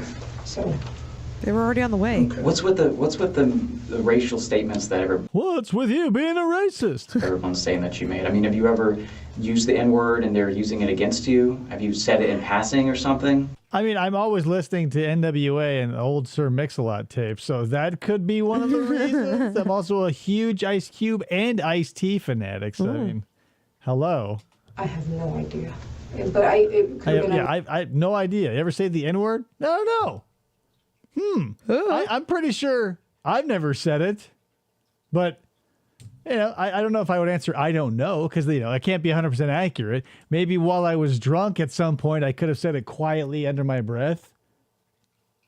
Doubtful. Probably not, but I don't want to say no, 100% no, but I don't know. The N-word. Yeah, because obviously I listen to Trick Daddy, Nelly. I listened to rap in junior high and high school, so I know at very least I probably sang along to a song and said it with not a hard R, because I'm not that type of person. in Hungarian and instead of English. So you're native Hungarian? My father was Hungarian, my mother Hungarian. was Polish, so we spoke mainly Hungarian in the household. Okay. And is there, gazpacho? have you ever spoke Hungarian to these kids or anything like that? Is there a Yeah, word in it's- it's Hungarian not that making sounds your, like the N-word? Language. Okay. So let me ask you real quick. You know that we had your phone, right?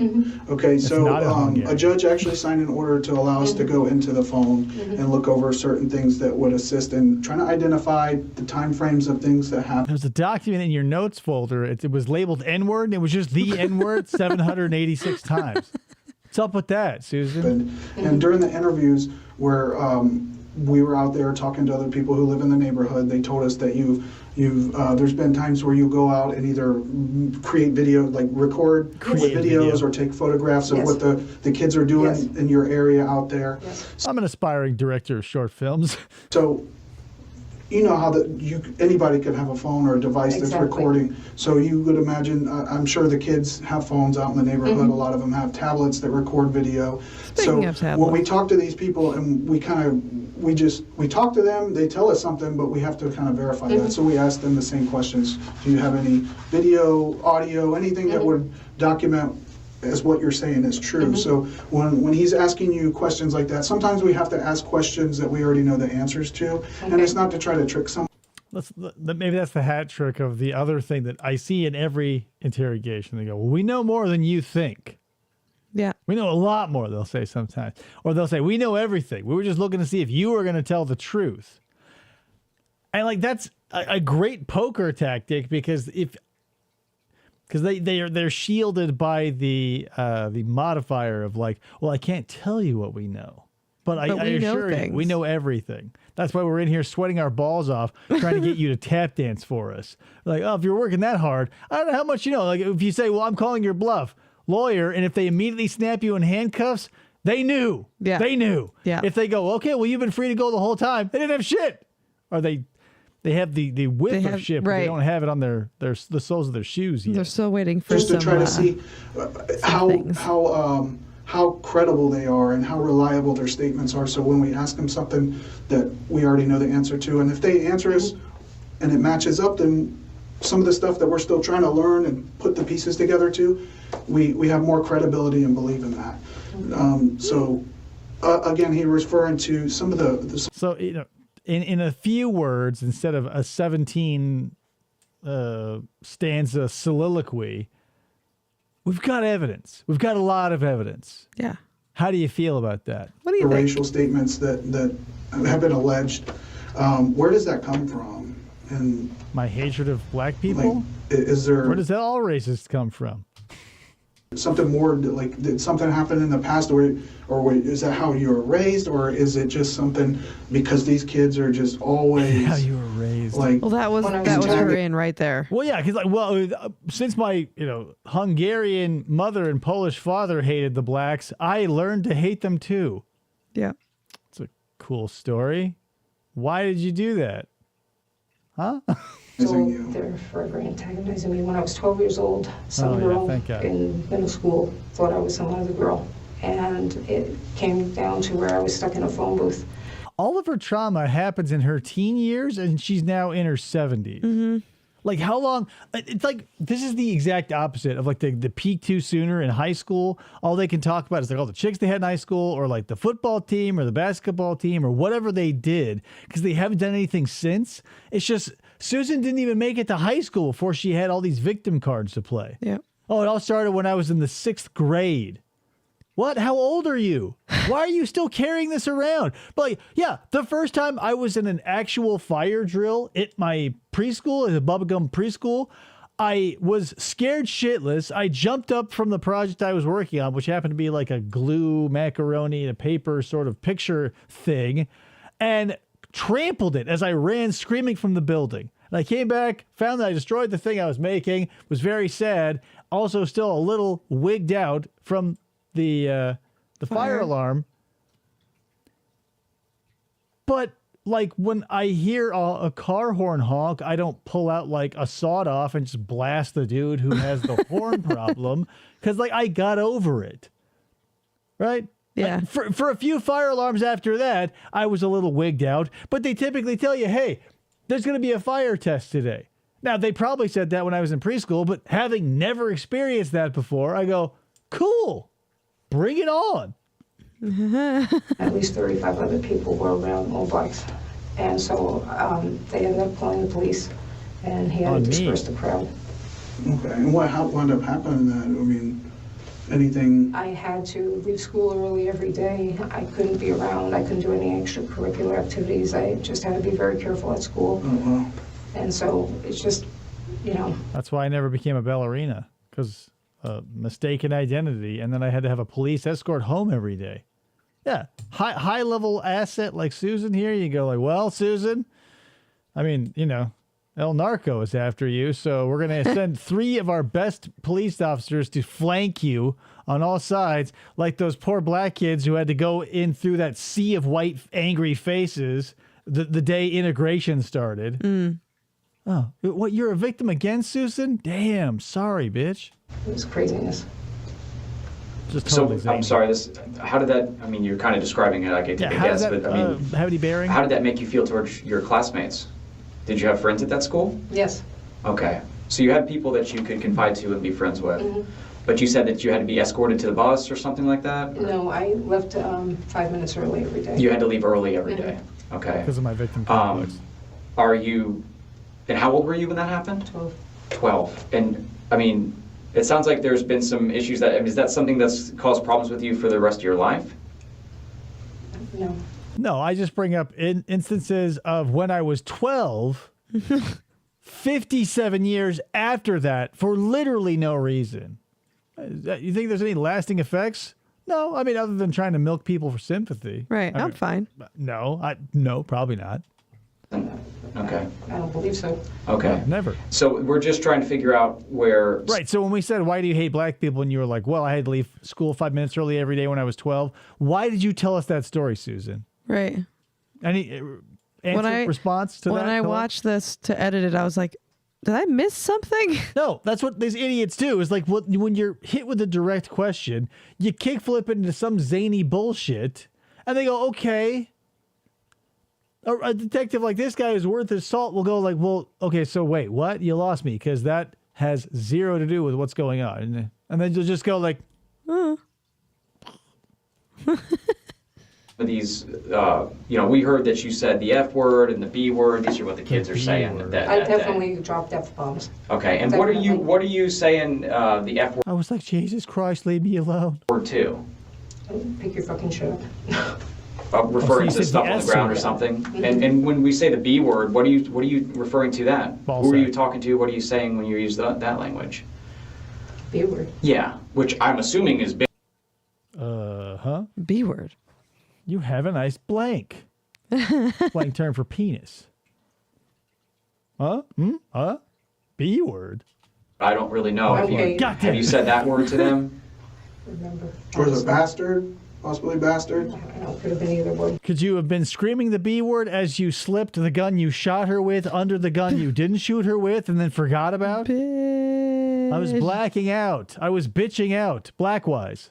Yeah. Are those words that you've used when you're outside around the kids or something like that? Or gardening. If they're, Being I bitches. guess if they were really annoying me, I may have let one slip. Okay. And how would they really annoy you? Like just Screaming. They would scream. The screaming, and that would maybe let one slip. Okay. Bitch. Yeah, bitch. Matlock. But the girls would do something so stupid. I've never seen anything like this TikTok before. challenges. They would go face to face with one another until you could scream louder. Yeah. 5 feet outside my door. I'm like, what the hell are you doing? I don't believe that. I've gone. You probably have gone to school, right? You know, people. What? Just standing face to face, screaming at each other. What a game! Like it wasn't hopscotch. They didn't play jacks or marbles or push a hoop down the down the street with a stick. They weren't playing kick the can. They were playing stand outside Susan Lawrence's dining room window and scream in each other's face, mimicking like Black Bolt. I'm like, why? I want to see who screams louder. I'm like, Sure. Okay. So Detective Stith has been talking to you about the timeline, okay? And some of the work we've done. Now, this is a picture that I draw. I'm not an artist at all, but when I tell you some of This is my dog. His name is Rocky. the work we've done, we spoke to all the people over. This is your house, by the way. Okay, this is we'll put an S for you. We spoke to everybody. U starts with a Y. Detective. In these buildings, we spoke to them all in these buildings, and we talked to anybody that had cameras that would see different areas. Here's a little picture of the sun. There's a happy little tree, and here's a neighborhood cat I found. It was pretty interesting day for me, truly. 50-cent piece was hidden under a rock. I go, hey, it's my lucky day. These cameras, they hear things. We're able to hear audio. We're able to hear things like that, and you can hear things audibly. We hear audio, things like that. What else is like audio? I'm having that problem with my son right now where he goes, what's that sound I see? I go, you don't. You don't. Everyone when we interviewed, I pretty much got the same, Detective Stith, I think we all got the same statement from every single person we interviewed. We lined up, well, we didn't line them up. These people were interviewed in said the N-word 17 times. Does that ring a bell? No. different locations. Some of them were interviewed at different buildings in different places. I interviewed them at different houses, and all these people provided me similar statements, okay? Pay me an audio picture. No one that provided these, now these people could hear her talking. Okay, because she was talking loudly. You said that you could hear it through the wall, and I can agree with that.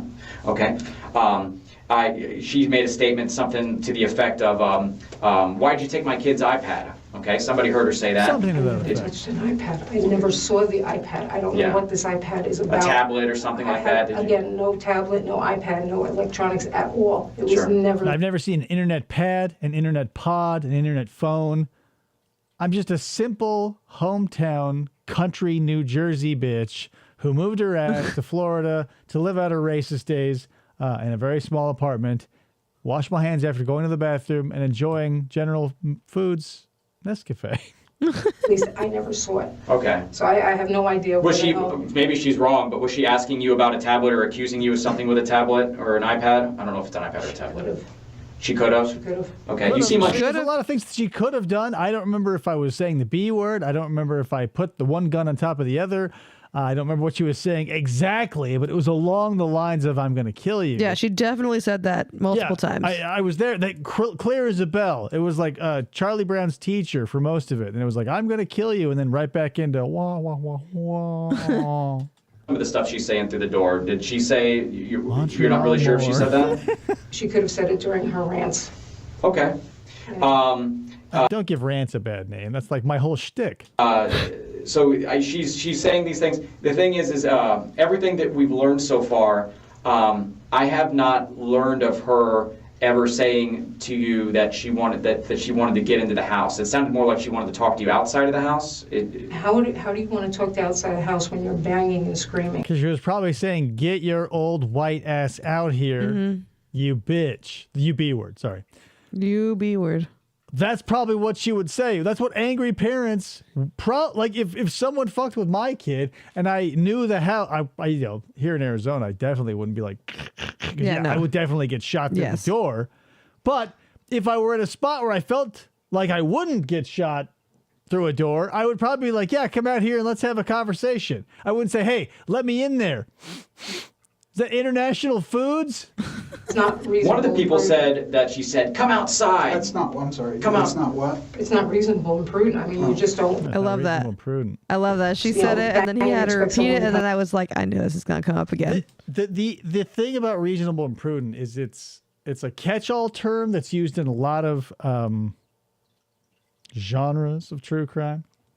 Like one time, everybody gets a speeding ticket at one point. So to keep my speeding off my record, I took the class. And the dude, I don't know, nobody wants to be there. You're not a comedian. Stop. Moral of the story.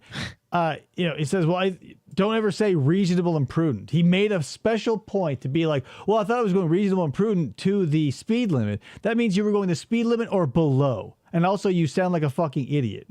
Like, don't call up insurance billing at your doctor's office and go, well, I know insurance billing, and then be wrong about everything. Don't say things like reasonable and prudent. Don't like strangle your kids and talk about their aortic, this or that. Like, now's not the time to flex on your vocabulary. Right. Don't kill your fiance, live-in boyfriend in a suitcase and then say, I don't like being non-compos mentis. Don't do that shit, fucking morons. I think I'll come outside so you can, Well, I know. I mean, seriously. What she's learned, what I'm learning, what these people said is that she was saying to come outside. She wanted to confront you about something. She wanted you to come outside. Do you remember her making statements and asking you to come out there and talk to her? I honestly don't recall.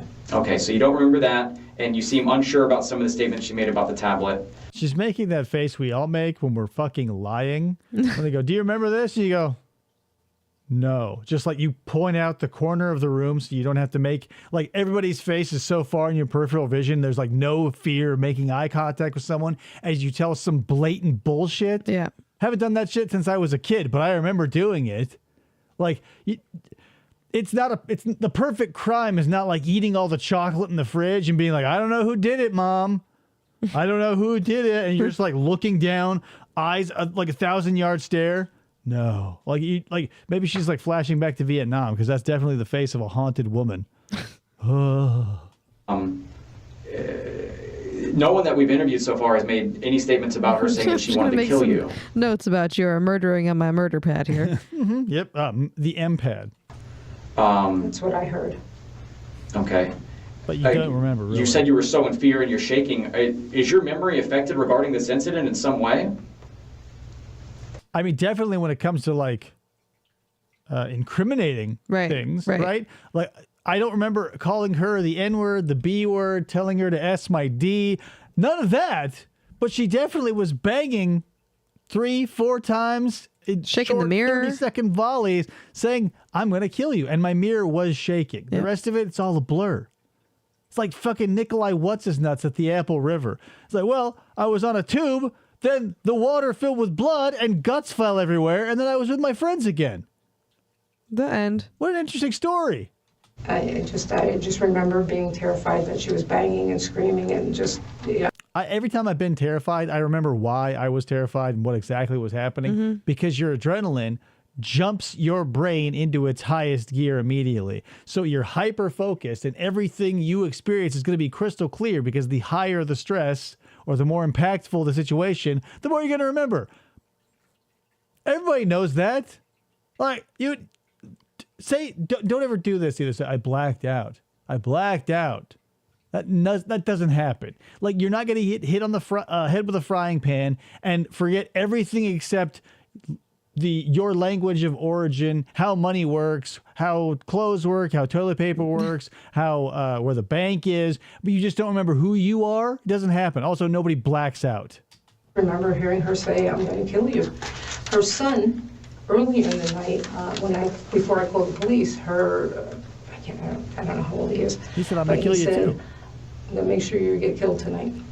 Which son? She has 2 sons. I'm going to make sure you're going to get killed tonight. And then she came over and said, I'm going to kill you. That's all I needed to know. Fired a warning shot straight into her aorta. You've been warned. I know. I don't remember. It was one of her sons. But he was there. I don't think that's blacking out necessarily. Yeah, Mr. Yabo, because like I used to drive to work and I don't remember driving to work. Yeah, like you're not. If something is a non-event, your brain is not going to dedicate space to it. I can be on autopilot in any number of situations, and I wouldn't say I blacked out. I would say, yeah, I just did the motions, but anything that would come up out of the ordinary, I would definitely remember. I would remember the speech I had to give or whatever. But like, you're not going to be involved in like guns are loud. If nothing else, guns are very loud, and they will bring your attention to the present moment 10 times out of 10.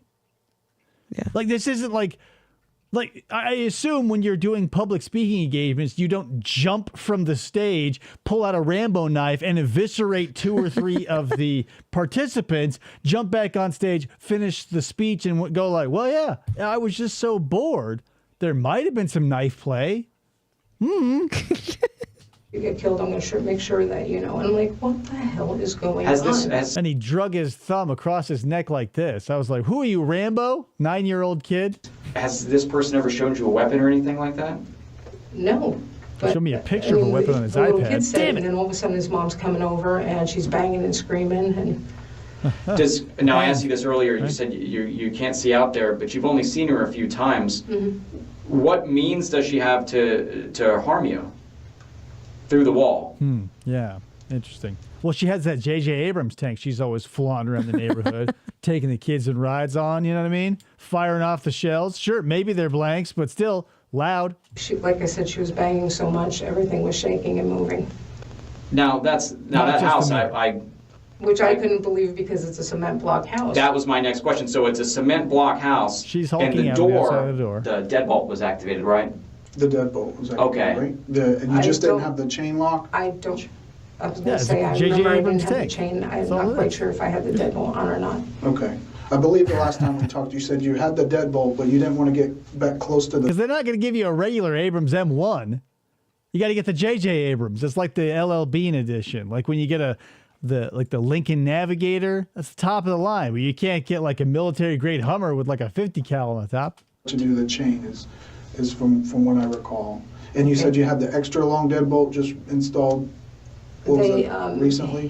The same guy who stole all the tools out of my car back in the 80s, he came and Same they guy. installed the deadbolt. I couldn't believe it. They were back. Okay, Charles. So that's what the deadbolt's activated, the door's closed, it's a block house. Chain is off I'm the just hook. trying to understand what made you so in fear of this woman if you have these things between you. When we had spoken previously on other times, All the kids running around like warlords or like the African soldiers in Warlord or Lords of War, the Nicolas Cage movie. Just like, yeah, like 24 karat gold D Eagles and AKs just running around. Everybody's blinded by all the glittering gold plated guns in this, typical Florida neighborhood. she screamed at me and I finally acquiesced. I said, whatever you want, I'm so sorry. She followed me a foot behind me up until I went into the house. I'm like, what the hell? I mean, she gave me the creeps.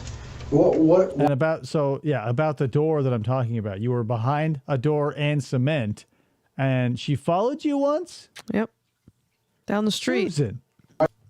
What happened during that incident where she followed you? What was the conversation? She said, that oh, time? you called my kids, I can't remember, I think a nigger and a slave or something stupid like that. And I'm like, okay, whatever. Something stupid like that. Stupid things that typically African Americans get very offended over. Stupid stuff like that. I was like, bitch, not today. Yes, I'm sorry. Yes, I I'm sorry. apologize. And I finally said, I'm going to leave this alone. I don't need, to get killed in the street. Did she tell you if she... Yeah, it looks like the Hamas are just rolling up and down the street in their Toyota Hilux, like waving, got the flags and shit. Hey, guys, there's Susan. You had recordings of you saying that? I have Or no like idea. one of the kids? I have no idea. But you apologized and she continued to follow you anyway? Yeah, she followed me anyway. How far did she follow you? Like right up to where I go in by the wood. By the fence? Yeah. Your door then? Okay. And then what happened after that? She finally just went away. Okay. And how long ago was that? That was like, Yeah, she's like the Slender Man. You make eye contact with that, featureless face, or like the Ender Man from Minecraft. Either one of those. You just you can't make eye contact with her, however close they follow you. Just don't look. And eventually they just leave. The neighbors do. And was that an incident dealing with she had the dog and the kids were over there? No. No, that was something different. Something different. Okay. And I think that was, I want to say, was it April? Does that sound right? With you had called because, again, the kids were over there, the dog was over there. Does that sound about right? Okay, but that was a different incident than what you're talking about. Yes. First And kids where now were with you at dog. when you had that conversation where she started following you? Where were you? I was in the street. Okay. Like by the mailboxes or No, I was close to her driveway. close to her driveway? Okay. Why? All right. Did she make any threats of physical violence to you then? I can't remember. I honestly can't remember. Okay. She was following Anytime I've been threatened with physical violence, I remember. You know why? Because your stress level goes up. Because Yeah. you don't want to be engaged.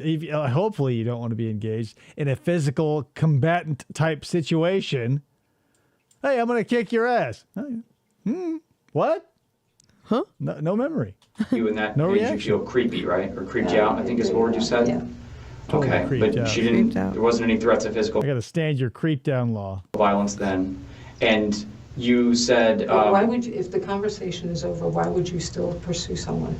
I mean, to me. Was she still saying things? Was she still?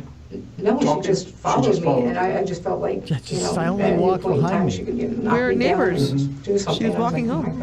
Oh my God. And I didn't want to tangle with her anymore. and was it only her kid that you called a slave, or was there other kids in the I neighborhood? never called anyone a slave. Oh, I'm sorry, I Never. thought you said No, sorry for it. I You- said I'm sorry for it because I didn't know how else to diffuse the situation. Deny it? Say I didn't?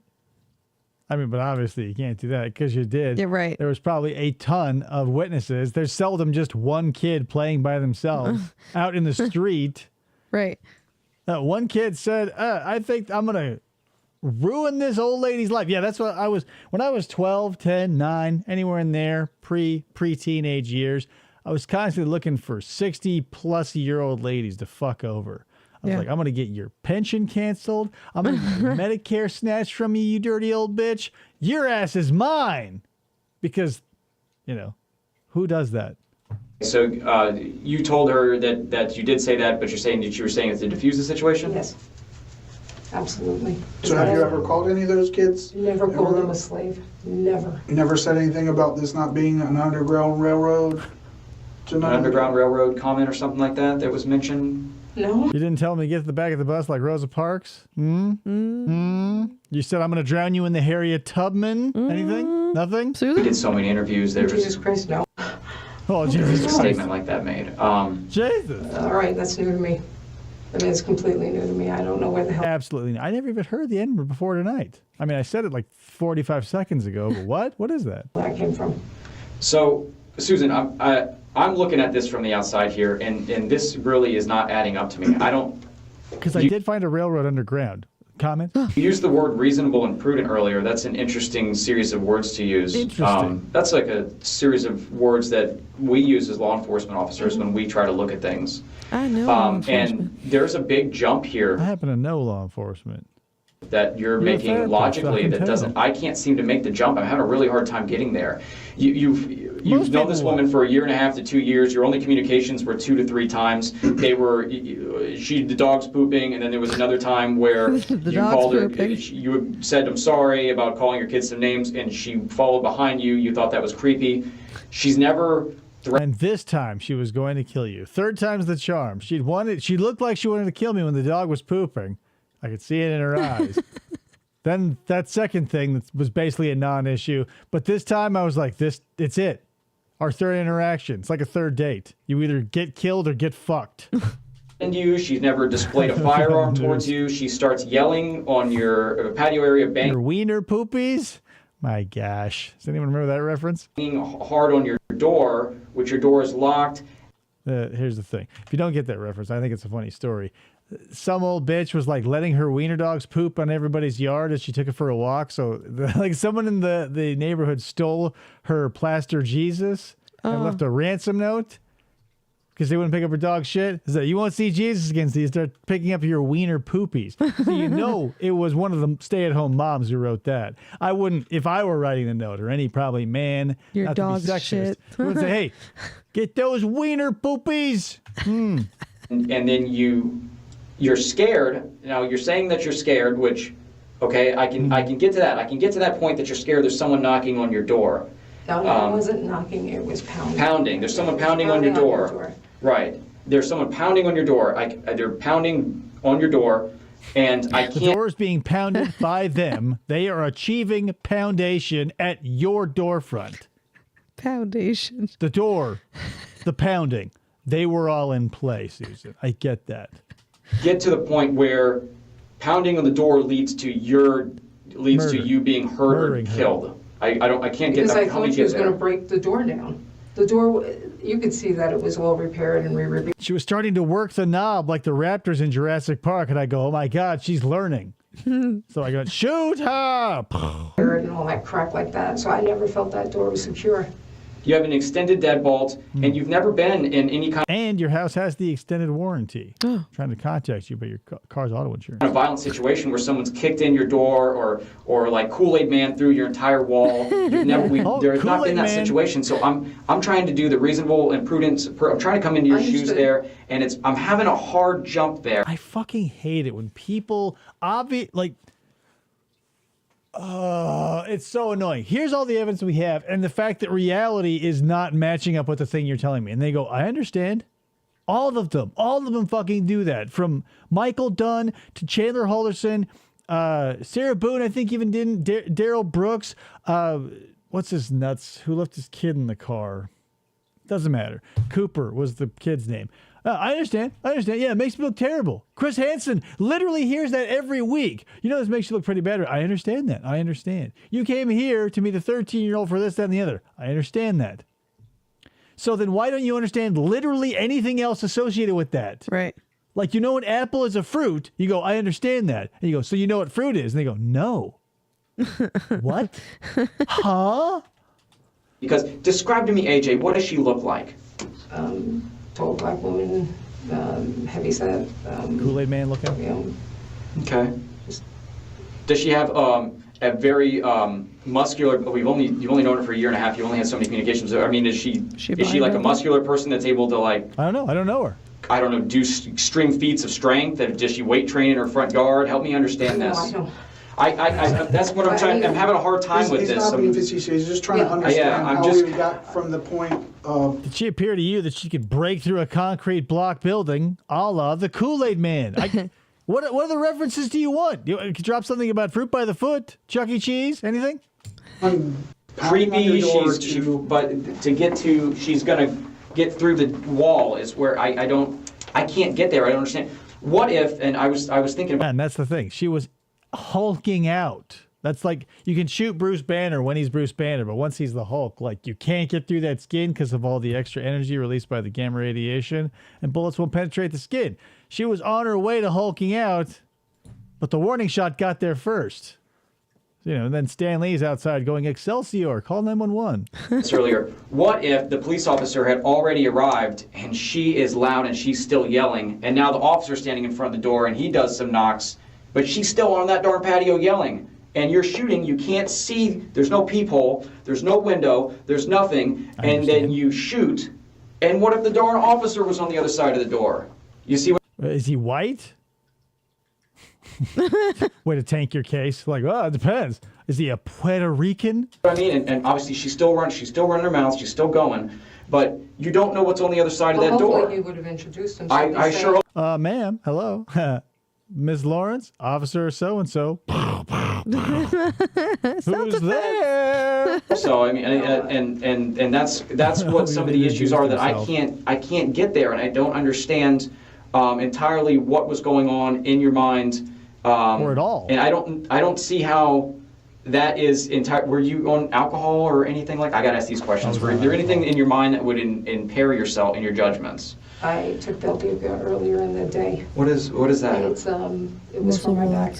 Okay, is that a my back and my knees and my kidneys aorta? It hurts. I'm popping pills all the time to deal with all my victimalities. narcotic? Yes. I'm not a muscle relaxer. Yeah, it looks bad. It is bad. Guessing here. No, it's I know this looks bad. Okay, it's a pain reliever. And does that have like something on the bottle that it would? It's a film. Look at that. Look at that. It's a film. There's a film on the bottle. It's like greasy, like an oily sheen on the bottle. Okay. Does that like don't occupy use motor vehicles or something like that? What does it do to you? How does it make you feel? Don't fire warning shots through your front door. Does that say that on there somewhere? Don't discharge a firearm within city limits. Does it say anything about the castle doctrine on that film?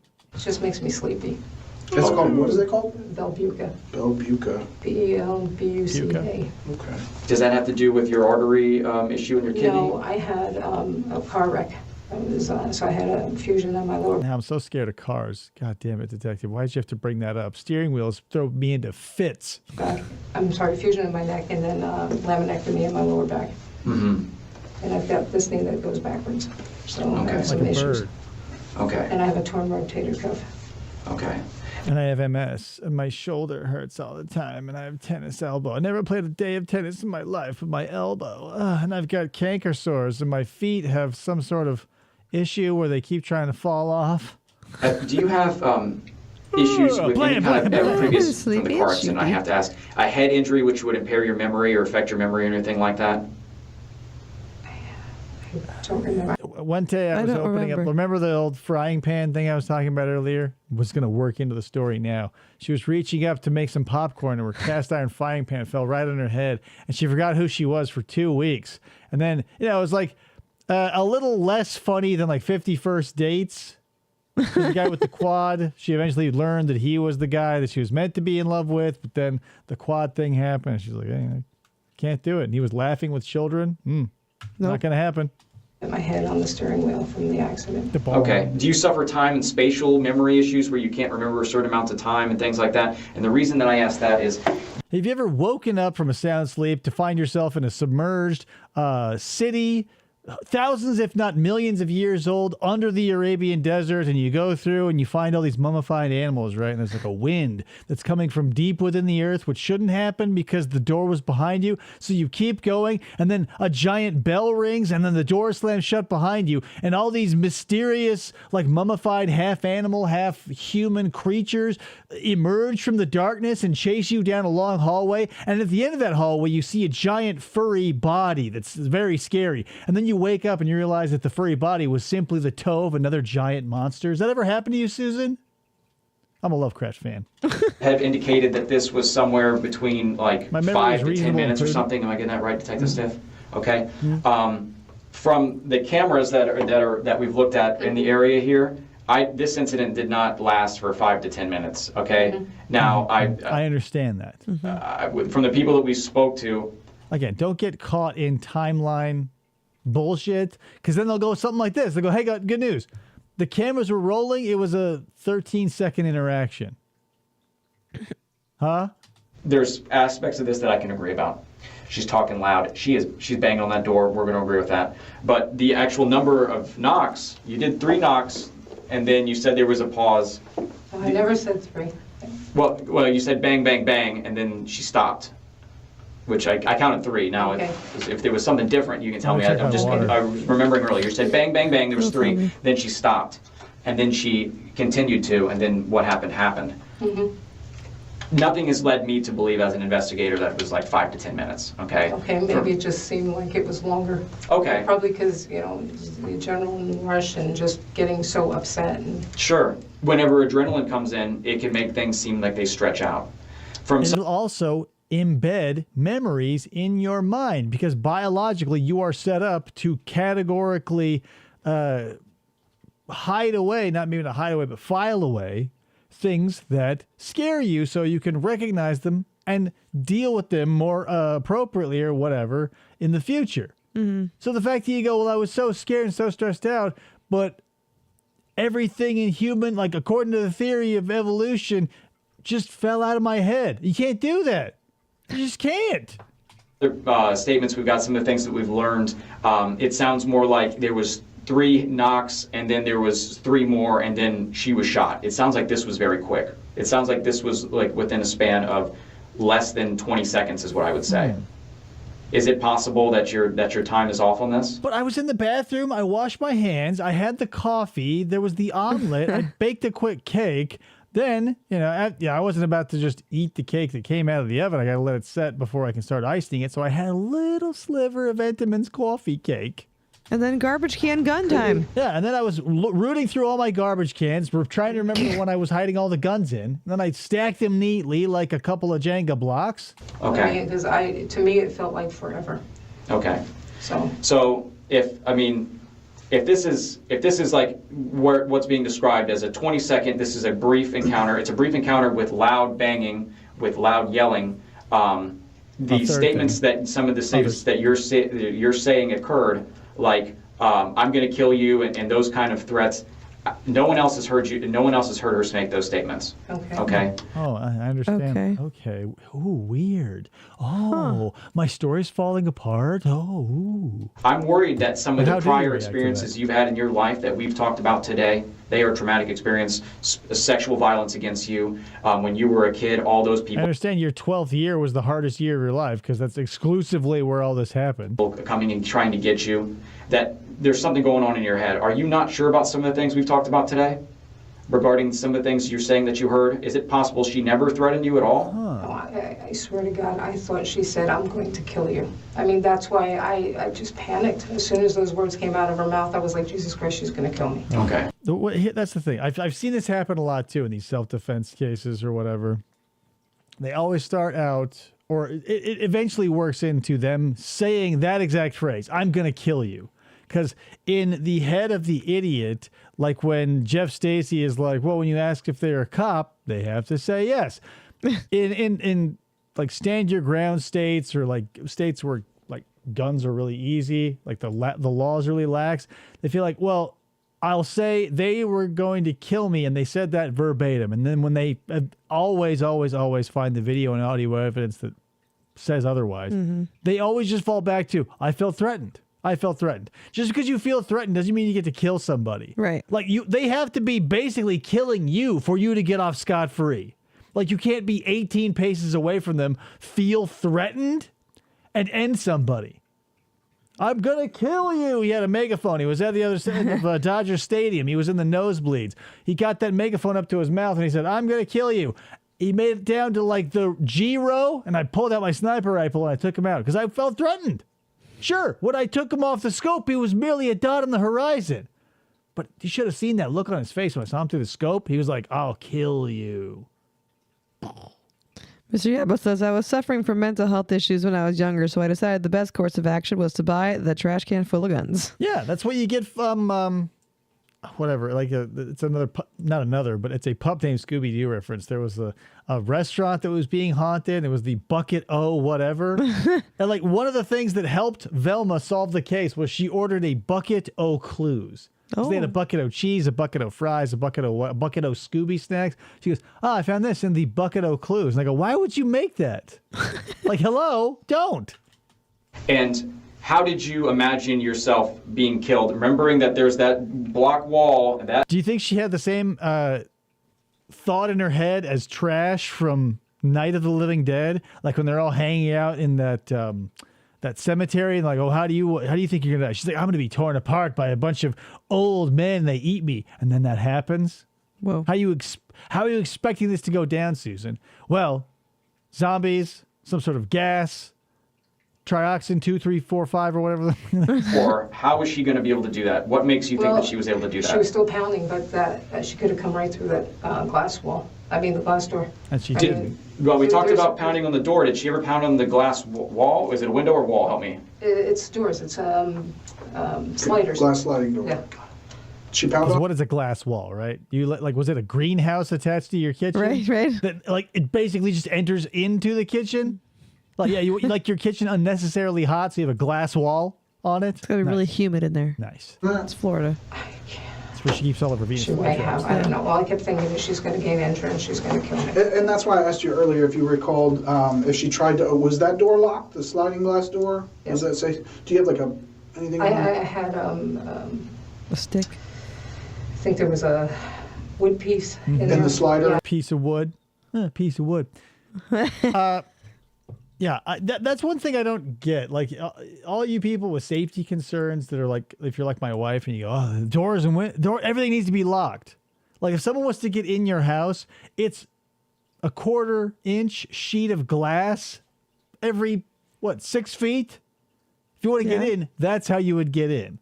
No matter how many, like, locking of the doors and windows will keep people who are like the lowest effort out. Like if they want to come in, they'll try the handle so they can sneak in and steal your VCR if you still have one.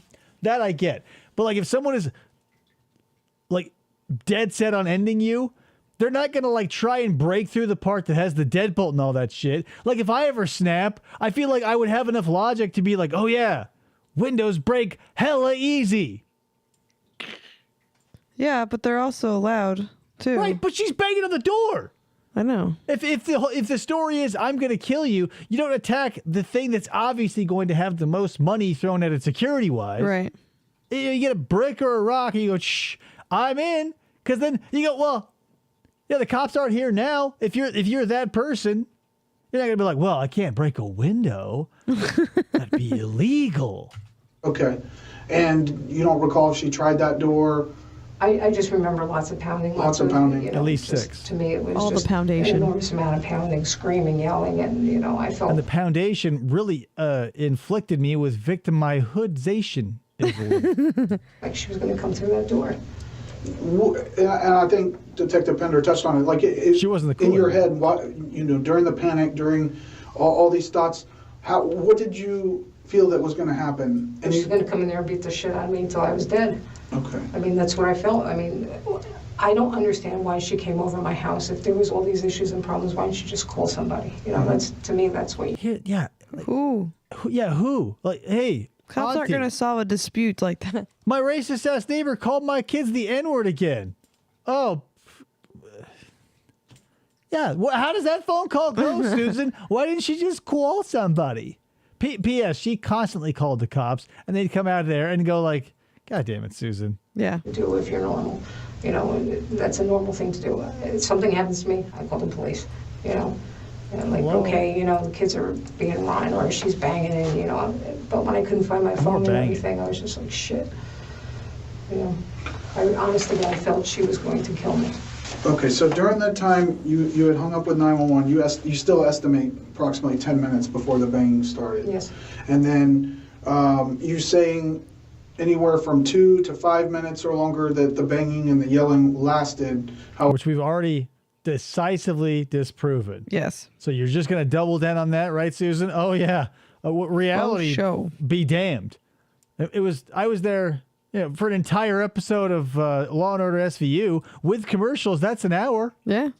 As Detective Pender mentioned, we've reviewed video. We've talked to multiple people out there who all kind of give the similar. I mean, everybody's perspective is different, and that's why I asked you this same question a couple of times, because people's perspectives, we could be both looking at the same thing, and later on you asked me you asked us the same question, and we have different reactions, different answers, because we focus on different things, we remember different things. That's why everybody's unique.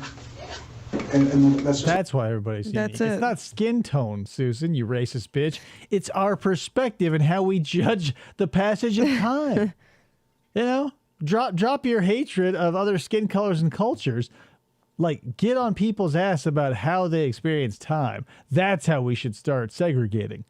If you can tell time very accurately, you're part of the master race. But to be that similar in some of the specifics of what we're really looking at, we're talking about a very tight, a much more tighter time frame of this incident that happened at your front door before that shot was fired. So is that possible? Is that feasible that it was a shorter time frame? To me, it felt. I mean, I'm giving you what I felt and what I thought it was. Okay. All right. Now that you're out. These guys have like diarrhea of the mouth. Yeah. Like not even in like, because at this point they should be able to ask these questions very succinctly.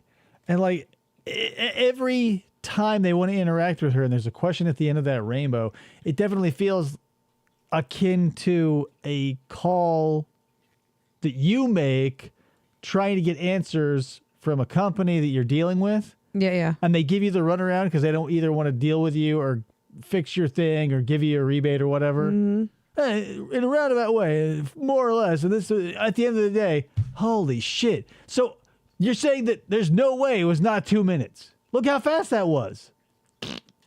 You're out of the moment. I mean, do you think that she could somehow get through that wall now that you're out, now that you're not in the house anymore, and that I you... still feel that fear. I just still feel she was coming at me. I'm sorry. It's what Just like I can hear that poor girl buried alive screaming across the state, I still feel her knocking at my door like the big bad wolf, a la Green Jello.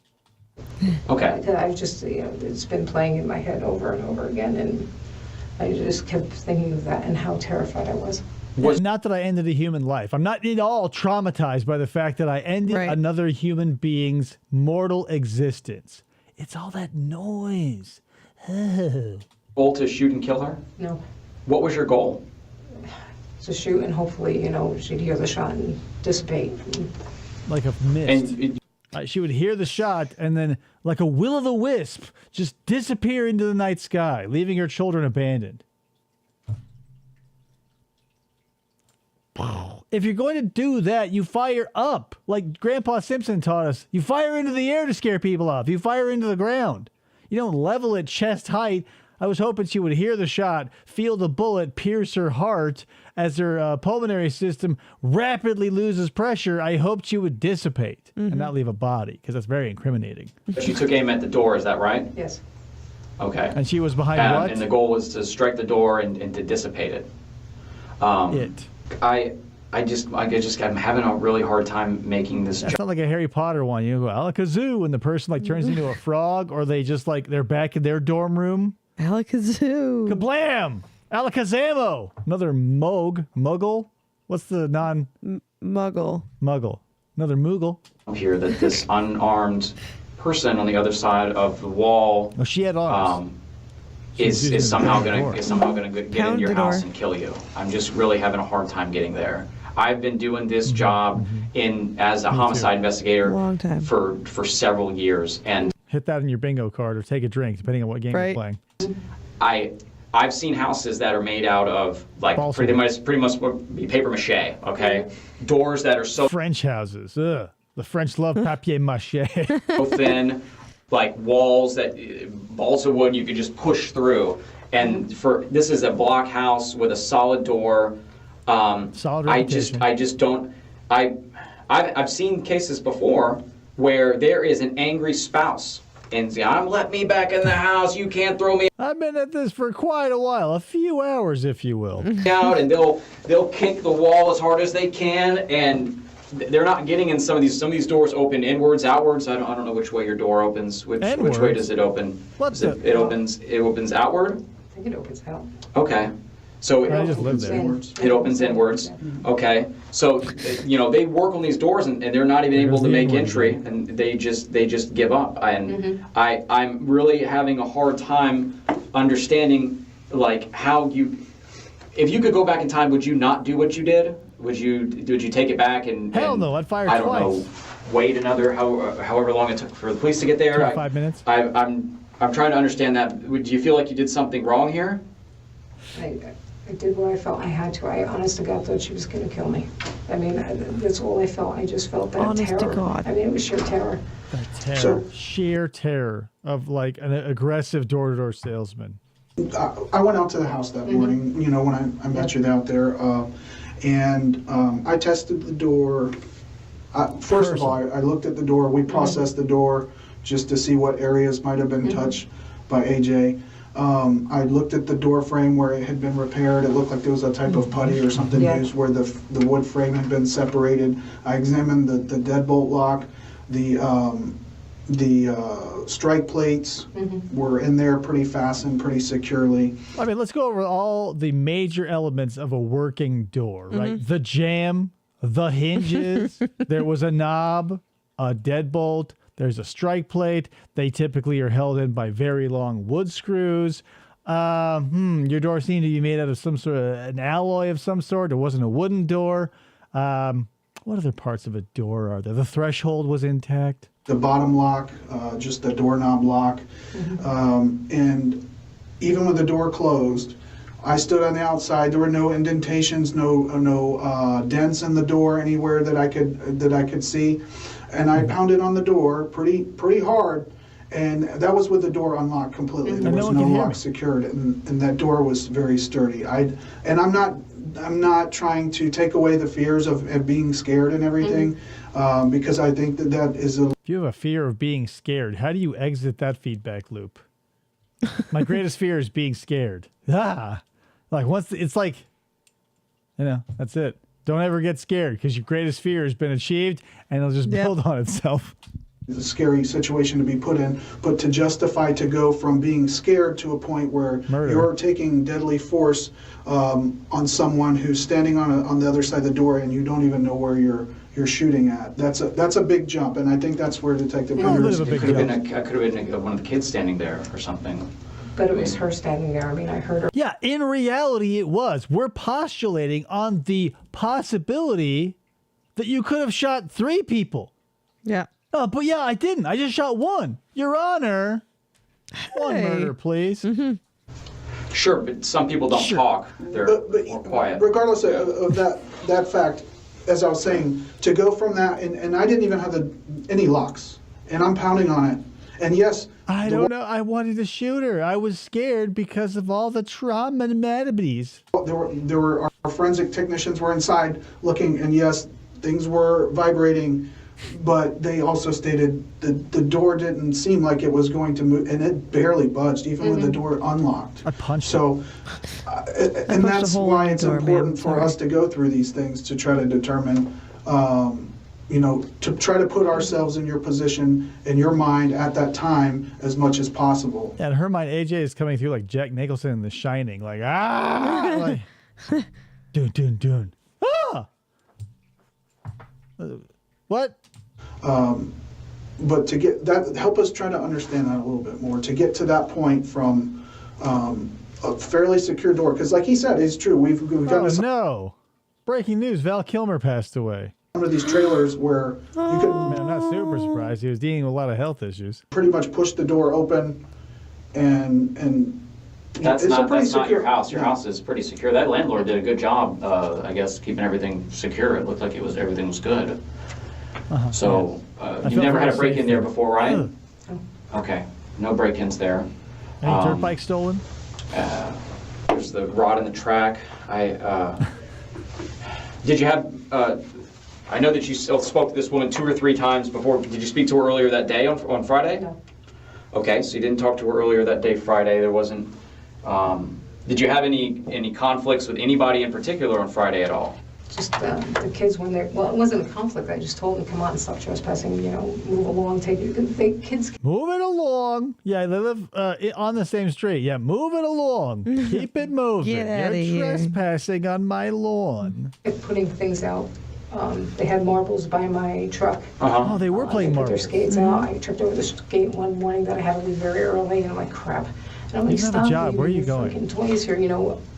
I'm not the most stable person, Mentally. with my knees and stuff like that, too, My when brain. I'm walking.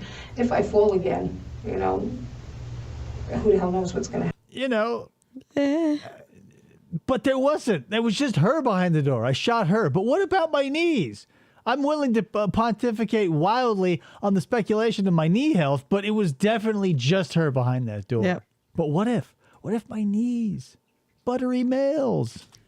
Between my back and my knees and the other injury, and I don't understand why they just keep leaving their crap there, and I'm like, it's That sounds frustrating. It's extraordinarily frustrating. Murderously so. You said there was a skate. Was there something that happened with the skate on Friday?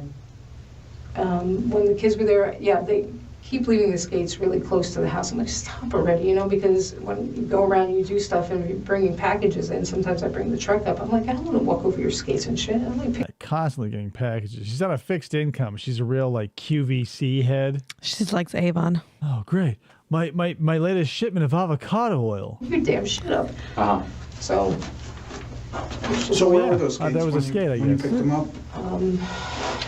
I'm going to say that they were maybe 5-6 feet of the sidewalk. So far enough away that you would have to actively see them and make a point to go over and trip on them. Probably. I've never been walking down the sidewalk and I see like, I don't know, a discarded diaper in the middle of like, not the lane closest to the sidewalk, but the one closest to the turn lane, where I just go, whoa, down, face first, busted all my teeth out. These are veneers like Gary Busey. On the grass? Yes. Okay. And you took some photograph, or took a photograph of that with your phone? Yes. Okay. And there was a video at some point. It looked like you were taking a picture or a video through the screen. It's like a man in a you being suitcase? inside Yes. to them outside. Is that around the time frame that you shot him the bird or something along flicked those him? lines? Maybe not right there. Okay. Probably. Okay. Yeah, just her pulling the shades down with her phone right next to her eyes and then just like flipping the bird through that little hole. You kids, I got you on videotape. Or like that Kids in the Hall sketch where she's like trying to crush their heads. She's like, I'm squishing your head. Looked like there was a bunch of them kind of further out in the field, but there was a lot of kids playing out there. And I There guess was the screaming. You heard Yeah, how much yeah. they were screaming over the TV. Oh, you heard them. Okay, so when you went out there, and one of AJ's kids was out there, and this is around the time frame where you threw the skates out into the yard or something Yes. like that. But this is also, so that was what was reported to us from a few people. Yes. But also during that time frame was where that tablet situation came up. So is there I any don't reason? know what this tablet thing is. It's like What- an Amazon tablet, electronic tablet. I never you know? saw the tablet, never, he kept saying, where's my tablet, where's my tablet? I had one. Oh, so he did ask you Oh, yeah. about it, but you didn't have it. Of course not. So you never moved I never it or saw picked it, up? never picked it, never touched it up, nothing. Why would he make To my memory, I believe she did take it and like hide it. And then when he came around, she threw it at him. I could be wrong. I could be conflating the two stories about the skate and the tablet. But I want to say like during that in the trial, she did like find it, take it, and like, phew. that part up I have no idea. because he said, and it really doesn't change. Doesn't change. It doesn't change anything. I'm Anything, just trying really. to understand. He said that he was going to the basketball courts after they played in the field, and he's like, I forgot my tablet, and he comes over and he sees you holding it, and he I says, never- put no, it down, no. and you kind of tossed it down, and I then would never. that's when you threw the skates, and one of them hit him in the toe or the foot No. or something like that. No, because they were standing here and I threw it with my left hand. Okay. I made sure that I just threw them over to the other side, never And that's touched when you each told other. him to fetch or something? Yes. You told him to I fetch said, you it? can go fetch it over there now. Okay. Because he said, give me my skates. I said, fetch these, you dirty little N-word. And I said, this isn't the underground rip. Oh no, this actually hurts my story. Shit. Get your skates. I'm like, here, go get them. You already had them in your hand at that point? Or I you said think give them so. to you? Okay. What were you going to do with them? Just throw them on the other side. Just get them away. But you don't remember the tablet or anything? Yeah, I want at least 12 feet between your property and my sidewalk. 6 feet? I could trip. There was never I never saw a tablet, never touched a tablet, I don't know where the hell the tablet came from. So I have no Fingerprints are idea. on it, so- And then the situation with the umbrella, I know we had talked about it a little bit before, but do you remember who that was out there when, was that when, It was the penguin. was that when the older, AJ's older came over? What was he saying to you? That's when he He is. said, tut tut, it looks like rain. Shut up, you little N-word. Oh, it makes me look bad again. Strike that from the record. Goddamn. I said, you guys need to leave. He said, I don't need to leave. I can be anywhere I want. I have, I forget what the this hell umbrella. he said. Just something to the effect that I have no limits where I can go. I'm like, okay. Okay, but he wasn't the That's what I would say too. There's no limits. The sky is the limit. Reebok told me the world is mine. It is. Or was it British Knights? The world is yours, or something like that. one that was there when you tossed the roller skates into the yard. It was the other child. There Or do should you have been remember? both boys. Were they both there with the I roller would skate say, thing? yeah. Okay, so when you came out, the umbrella that was behind your door, was that the one? Yes. Okay, and what exactly happened with that? Because that's another one of those things where we were talking to people who were right there, kind of, they already heard some yelling and back and forth, so they're kind of watching and I may have been talking with my hands. So, swinging the So I started talking with an umbrella. umbrella. yeah, just, come on, guys, leave, and Okay. gesturing. So, You guys remember in the what should have been the last Indiana Jones movie where Sean Connery's his dad and he starts walking along the beach and getting all those seagulls up into the sky going. He was trying to do that to the kids, hoping they'd fly off. But then, Didn't work. she brought down a plane. You're going to be charged with that now, Susan. How far away were they when you were doing this? Oh And my where do you gosh. think you were at? I remember being on the sidewalk, and then they were at least 5-7 feet away from me. Okay. They weren't even close. What did they do when you were swinging it around? Nothing. They didn't do No, anything? there was no reaction. They didn't No, yes. say anything? They didn't back They away? just watched a crazy old lady swing an umbrella like a deranged Mary Poppins. And that's the story you want? They were doing nothing. They were 5 to 7 feet away. Couldn't have hit him if I wanted to. So I was swinging an umbrella around like a crazy old pigeon lady in the park. Perfect. They just watched. It's a cool story. It makes you seem really stable. I honestly don't recall. Okay. It didn't rain on Friday. Why did you have an I umbrella? thought it was raining. We had I thought it was raining men. Hallelujah. I said to myself. precip, and I thought when the kids got quiet that it rained finally and they went home. So that's why you had the umbrella out? Yes. So it sounds like there's a lot of things going on with the kids that day. It sounds like you're taking videos, and then there was a middle finger towards this guy. It sounds like the skates are in the way. You had to throw those because she says, "Give me the skates." You throw the skates, and then you're swinging the umbrella because they're not getting away. There's a lot going on with the kids. Is that Yes. accurate? Yes. Are the kids yelling that day? Oh, they were screaming and yelling. Screaming and yelling? Okay. Both. It sounds like there was things going on with them, and then one of the kids' moms comes up to your house and knocks on the door. Is that right? Did she say what she was knocking on the door about? I don't. Hey, good news. We've gotten everything that has been said over the course of 59 minutes and 52 seconds crystallized into a very short paragraph. Mm-hmm. Of course, I've wasted 2 hours and 15 minutes of your time so far, so let's not talk about it any further. We covered that. AJ? Yes. Yes, AJ. Later, skaters. Was it about the umbrella, the skates, or something different? She goes, I'm drinking nothing but Buzz Cola. And she expected to, get radicalized and shoot down the street on a skateboard. Because there's The bubbles just burned her tongue. I want to speak to you because you're talking to my sons. I don't like the way you're talking to my sons. Okay. Oh, so you remember a she little bangs bit on of the what door she and she said. wants to, because we've talked about all the things that happened that day. She's banging on the door and she wants to address you regarding how you're talking to her sons. Yes. And there's already been I that was waiting for a policeman to introduce himself. prior incident in the 2 or 3 times that you guys met, and one of those times it was you're talking to her sons and you're saying racial things like that, racial I slurs. didn't say racial slurs. She said that you did. She said that I did. You just, you said the full-blown hard R N-word 20 minutes ago, your timeline. I don't even say it, if I hear it and I'm telling a story about someone saying it, I won't go Yeah. I won't do a quiet I just won't say it. Right. No. Never do I feel comfortable. So it sounds like she has a reason that she wants to talk to you, and she's banging on your door. Pounding, banging, Okay. screaming, and yelling.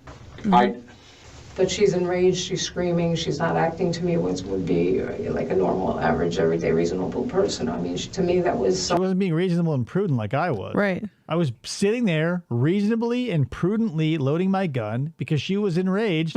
You guys play Monster Hunter, right? You know when you're fighting an Anjanath and they'll just all of a sudden break into a rage. Their throat swells up with that chemical mixture and they shoot fire at you. She was enraged. Their wings come out. There she was, stomping around. Spooky. who was really angry. You're for certain that when you went to retrieve your gun, that's where you keep it in that trash can? That's where it was at? I'm sorry, did you remember what you were thinking about? Susan, real quick here. Have you ever been diagnosed with any mental health issues? Depression, bipolar disorder? No. Have you ever had to go to a mental health facility? No. Are you Ever sure? experienced anybody creepy hanging around you? I think, Have you ever sought therapy for anything? Yes. What have you sought therapy for? she belonged to the Okay. trash can. And- Yeah, right there with Oscar the Grouch. Except because that's the thing. We can't even say she belongs in a trash can because Grouches live in trash cans. And I don't know. I don't know Oscar personally, but it feels like he's never murdered anybody. She should be in a hole, right? Like a little tiny mud hut, but no, your first day in Minecraft, all you do is just dig a hole. And so you're just sitting there looking for creepers and Creepers. stuff. That's where she belongs. Something you attended as a child or something you've attended later on in your life or something like I that? was like 20 years old. Okay. And when you were seeking therapy, what were you trying to heal? What were you trying to fix? Aside from the sexual abuse, was there something psychologically that happened to you? I just shut down. You just shut down? Yeah, I wasn't feeling any emotions or anything like that. Okay. I just had no emotion whatsoever. It was just flat effect. Okay. Like now. I found it so easy to kill. Yeah. You're dead.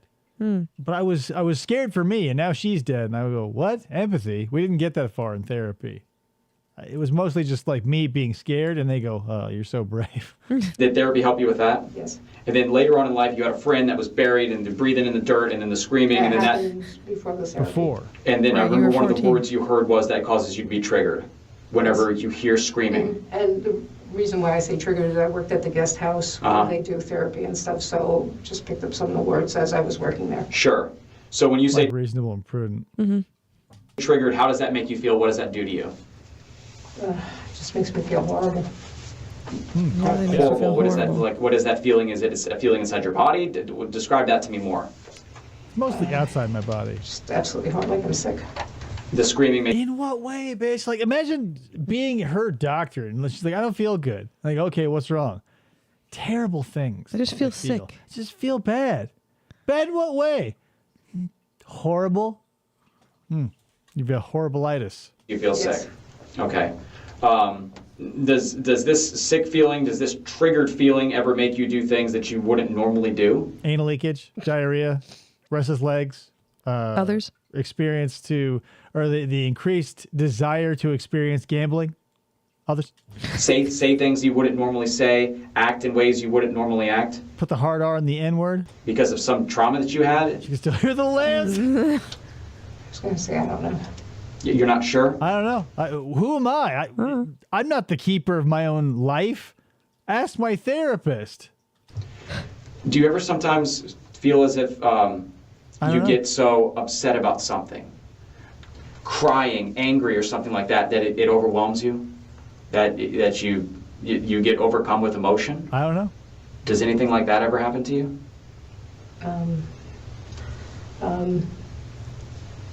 The only time was with death, but I figured that was normal emotions. Sometimes whenever people get This death, the one you caused, or one totally unrelated to you that happened across town? 47 years ago. Yeah, somewhere in like 1947, somebody got shot in China, and you heard about it. And where are we going with this? picked on and they get yelled at and they hear yelling and things like that with you. Where you could do anything? They say things and they do things they don't mean. They see red. That's what some people say. They see red, and I wasn't myself, detective, and they say things like that to me. I read and I'm it trying to out, I understand blacked if out. some of these kids have triggered you and made you do things and say things that isn't you, is not Susan, is not the person that's sitting in front of me. Do you ever feel like anything like that ever happens to you? Have like a Jekyll and Hyde situation? Have you ever like transformed into a small little homunculus and beat a man to death on a bridge with a walking cane? Just throwing that out there. I gotta ask these things. I'm a detective. Definitely just make me feel, sick. I mean, they just, they Sick. call Yeah, me the whole thing. grandma. They call It's me like every time I eat pizza outside of New York, there's something in the water. It's just ugh. Karen. I'm trying to think. Karen, bitch. They've said horrible things. The other thing was, I'm trying to think of some kind of stupid infection. I can't remember what the hell it was. Do you say horrible things back that you wouldn't normally, that you're not proud of? Absolutely. Temporary just, Tourette's. Stop. It's like, stop. I didn't ask you this before, but I saw inside you have like it's almost a home office set up. Do you work from home? Yes. You do? So you're pretty much, you're always there and you're always Yes. having to be, I process 3 Medicare claims a week. Boy, are my arms tired. Okay, Susan, thank you. susceptible to whatever Exactly. they do. And now it's summertime. Yeah, Everyone's it's in a school. nightmare. But I'm very pragmatic. I'm like, Have you ever if gone you to a see party the with people stuff up beating here each and you other? know this is my front door, why do you keep coming by my front door screaming and yelling? And they're like, Meh, something to do. I'm bored. Meh. doesn't matter. You don't matter. I had a little black kid. You don't matter. Why are you yelling outside my door? You don't matter. That is a withering insult delivered to you from a 10-year-old. Yeah. You don't matter. Jerry Mathers as the Beaver. You don't matter. He said, you're white, you're old, you have no one in your life, you're not worth anything. he knew a surprising amount about me, having only dealt with her mother 2 or 3 times. You're white, you're old, you have no man, your face is ugly, your tits are saggy, you got a fat ass, bad knee, goes backwards. And what's up with that aorta in your kidney? And then he rode off on his tricycle. How did that kid know so much? Not great. You know, Not great. What did you tell that person? I told him we're always alone. Guess what? You come in the world alone, and you leave the world alone. Yeah, that's when you get a little melancholic. Right. Like a kid really busts your chops from his 3-wheeled self-conveyance, and you go like, hey, guess what? You're born alone and you'll die alone. You don't get mad at him. You just say, hey, let's get a little philosophical. Okay. Yeah, and when you wither. say that, it sounds like you handled that well. When you say that you've said things before that you're not proud of, describe that to me. I shouldn't have called him names. I shouldn't have said bitch What were or the fucker. names? I should have reined it in a little. Okay. A little. And then when we talk about racial slurs, have you made those not to anyone in particular? You've just spoken to the air, you've spoken to other people, because there's been multiple different ways that we've... You know, like sometimes in movies when like a mighty warrior, like his wife or his son gets killed and he runs up to the top of a mountain to scream to the heavens to let the God, to let God or the gods know, basically clue them in on your dissatisfaction with how this reality is shaking out. But instead of you experiencing any sort of trauma, you just walk out into your front yard and you scream the N-word? Anything like that? No? Karen? Susan? Karen? Susan? Karen? Hey. Like you're, just a real bad day sometimes. You just look up and say, this isn't the Underground Railroad. Did that ever happen to you? And learning about you saying these things, describe that to me and specifically. In regards to, Like the Words names. like the N-word that you've said. Describe that to me specifically when you've said that.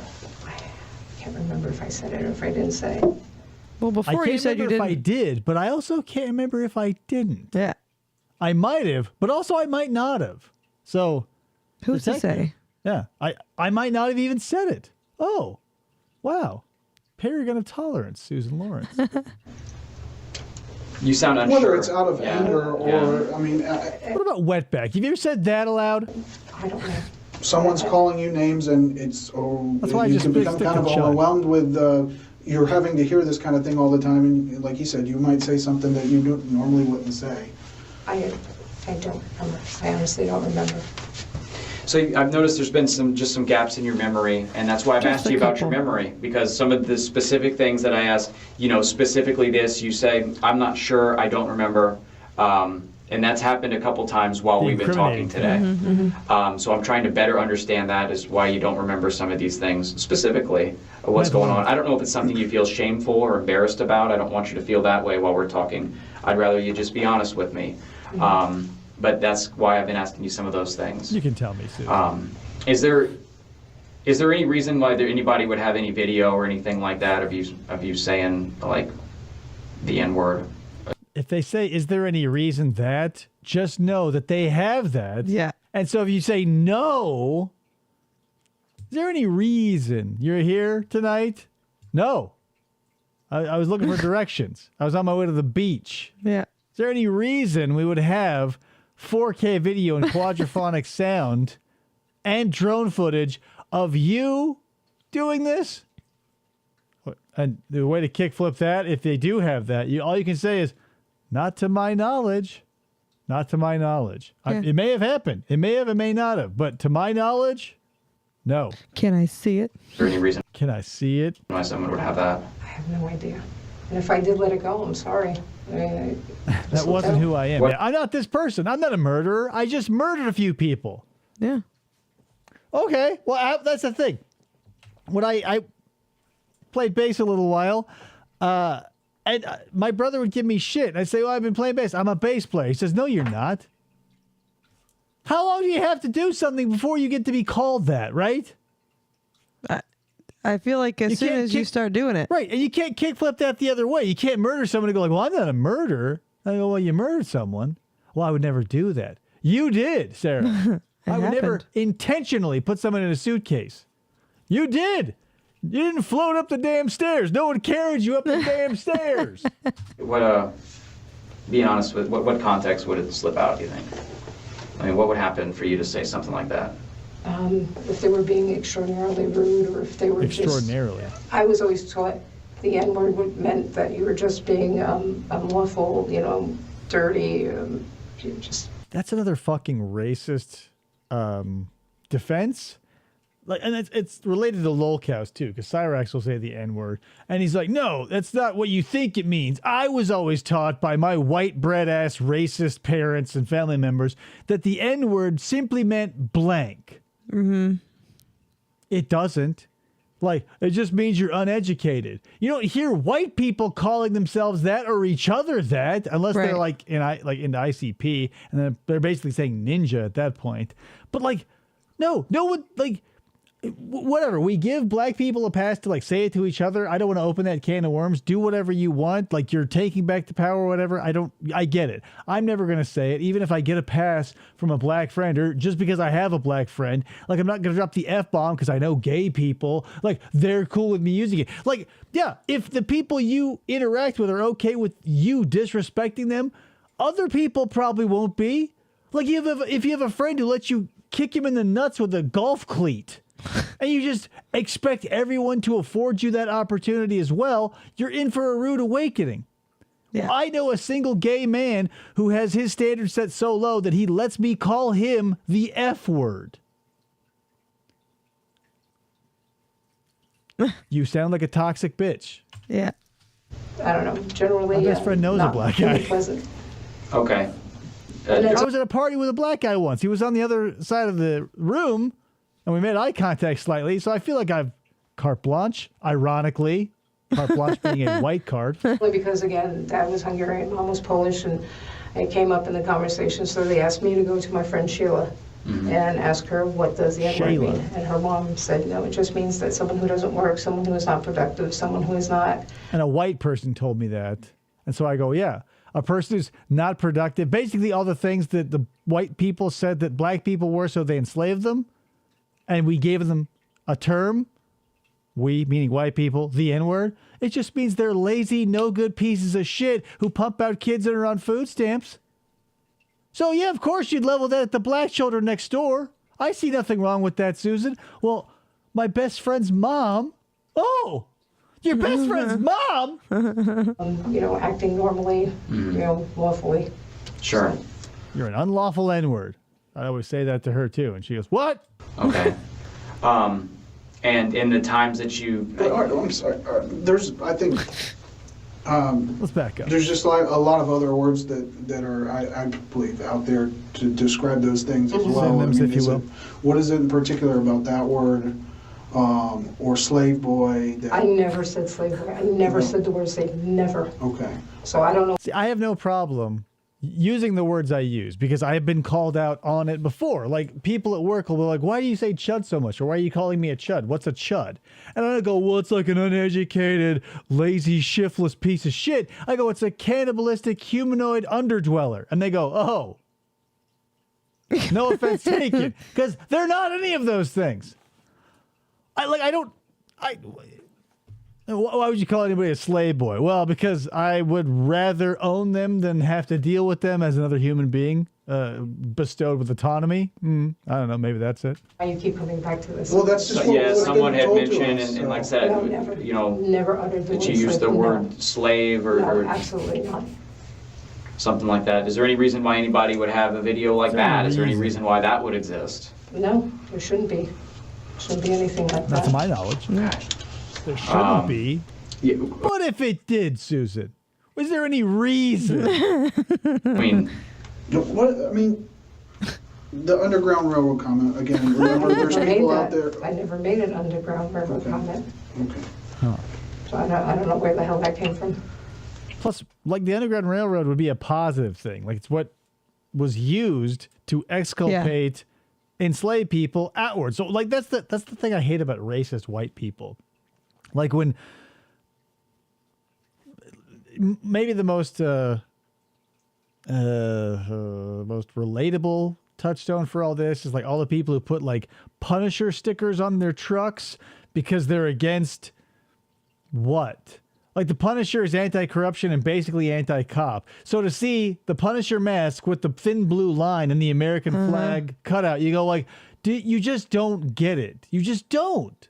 And like, so like, if you say this isn't the Underground Railroad, you say, well, I'm not here to help you escape slavery. It's confusing. It's a confusing thing to say. Yeah. Racists don't understand things. They just know that like buzzwords are a thing. But I mean, everybody knows what the N-word is. Don't say, well, my best friend's mom said. I kind of want to go through my notes real quick. Yeah, the Calvin pissing sticker. They just don't. But I mean, that I get, right? Because like Calvin pissing on a Chevy bow tie or a Ford Oval or whatever the thing that you were upset with that he was pissing on. That was exactly what it was meant for. There's no confusion about a small child pissing on a thing he doesn't like. It's another thing, like if Calvin were pissing in his own face and like winking to the viewer. Yeah, that's stupid. Like pissing in your own face is a dumb thing to do. You piss on things you hate. Like kick flipping the Punisher into being like the thing he's exactly 180 degrees not. Yeah. That's where I get a little fucked up. Because again, Calvin pissing on the bow tie. I get it. Like you say, I don't like Chevy. I'm a Ford man. Pissing in your own mouth, you don't go like, yeah, no one has that sticker. Yeah, I love fucking myself over. Sure that we covered everything? We covered a lot of things. Can I get you another water or anything while I go through this? Okay. Yeah, let me go through the notes and make sure we didn't miss anything here.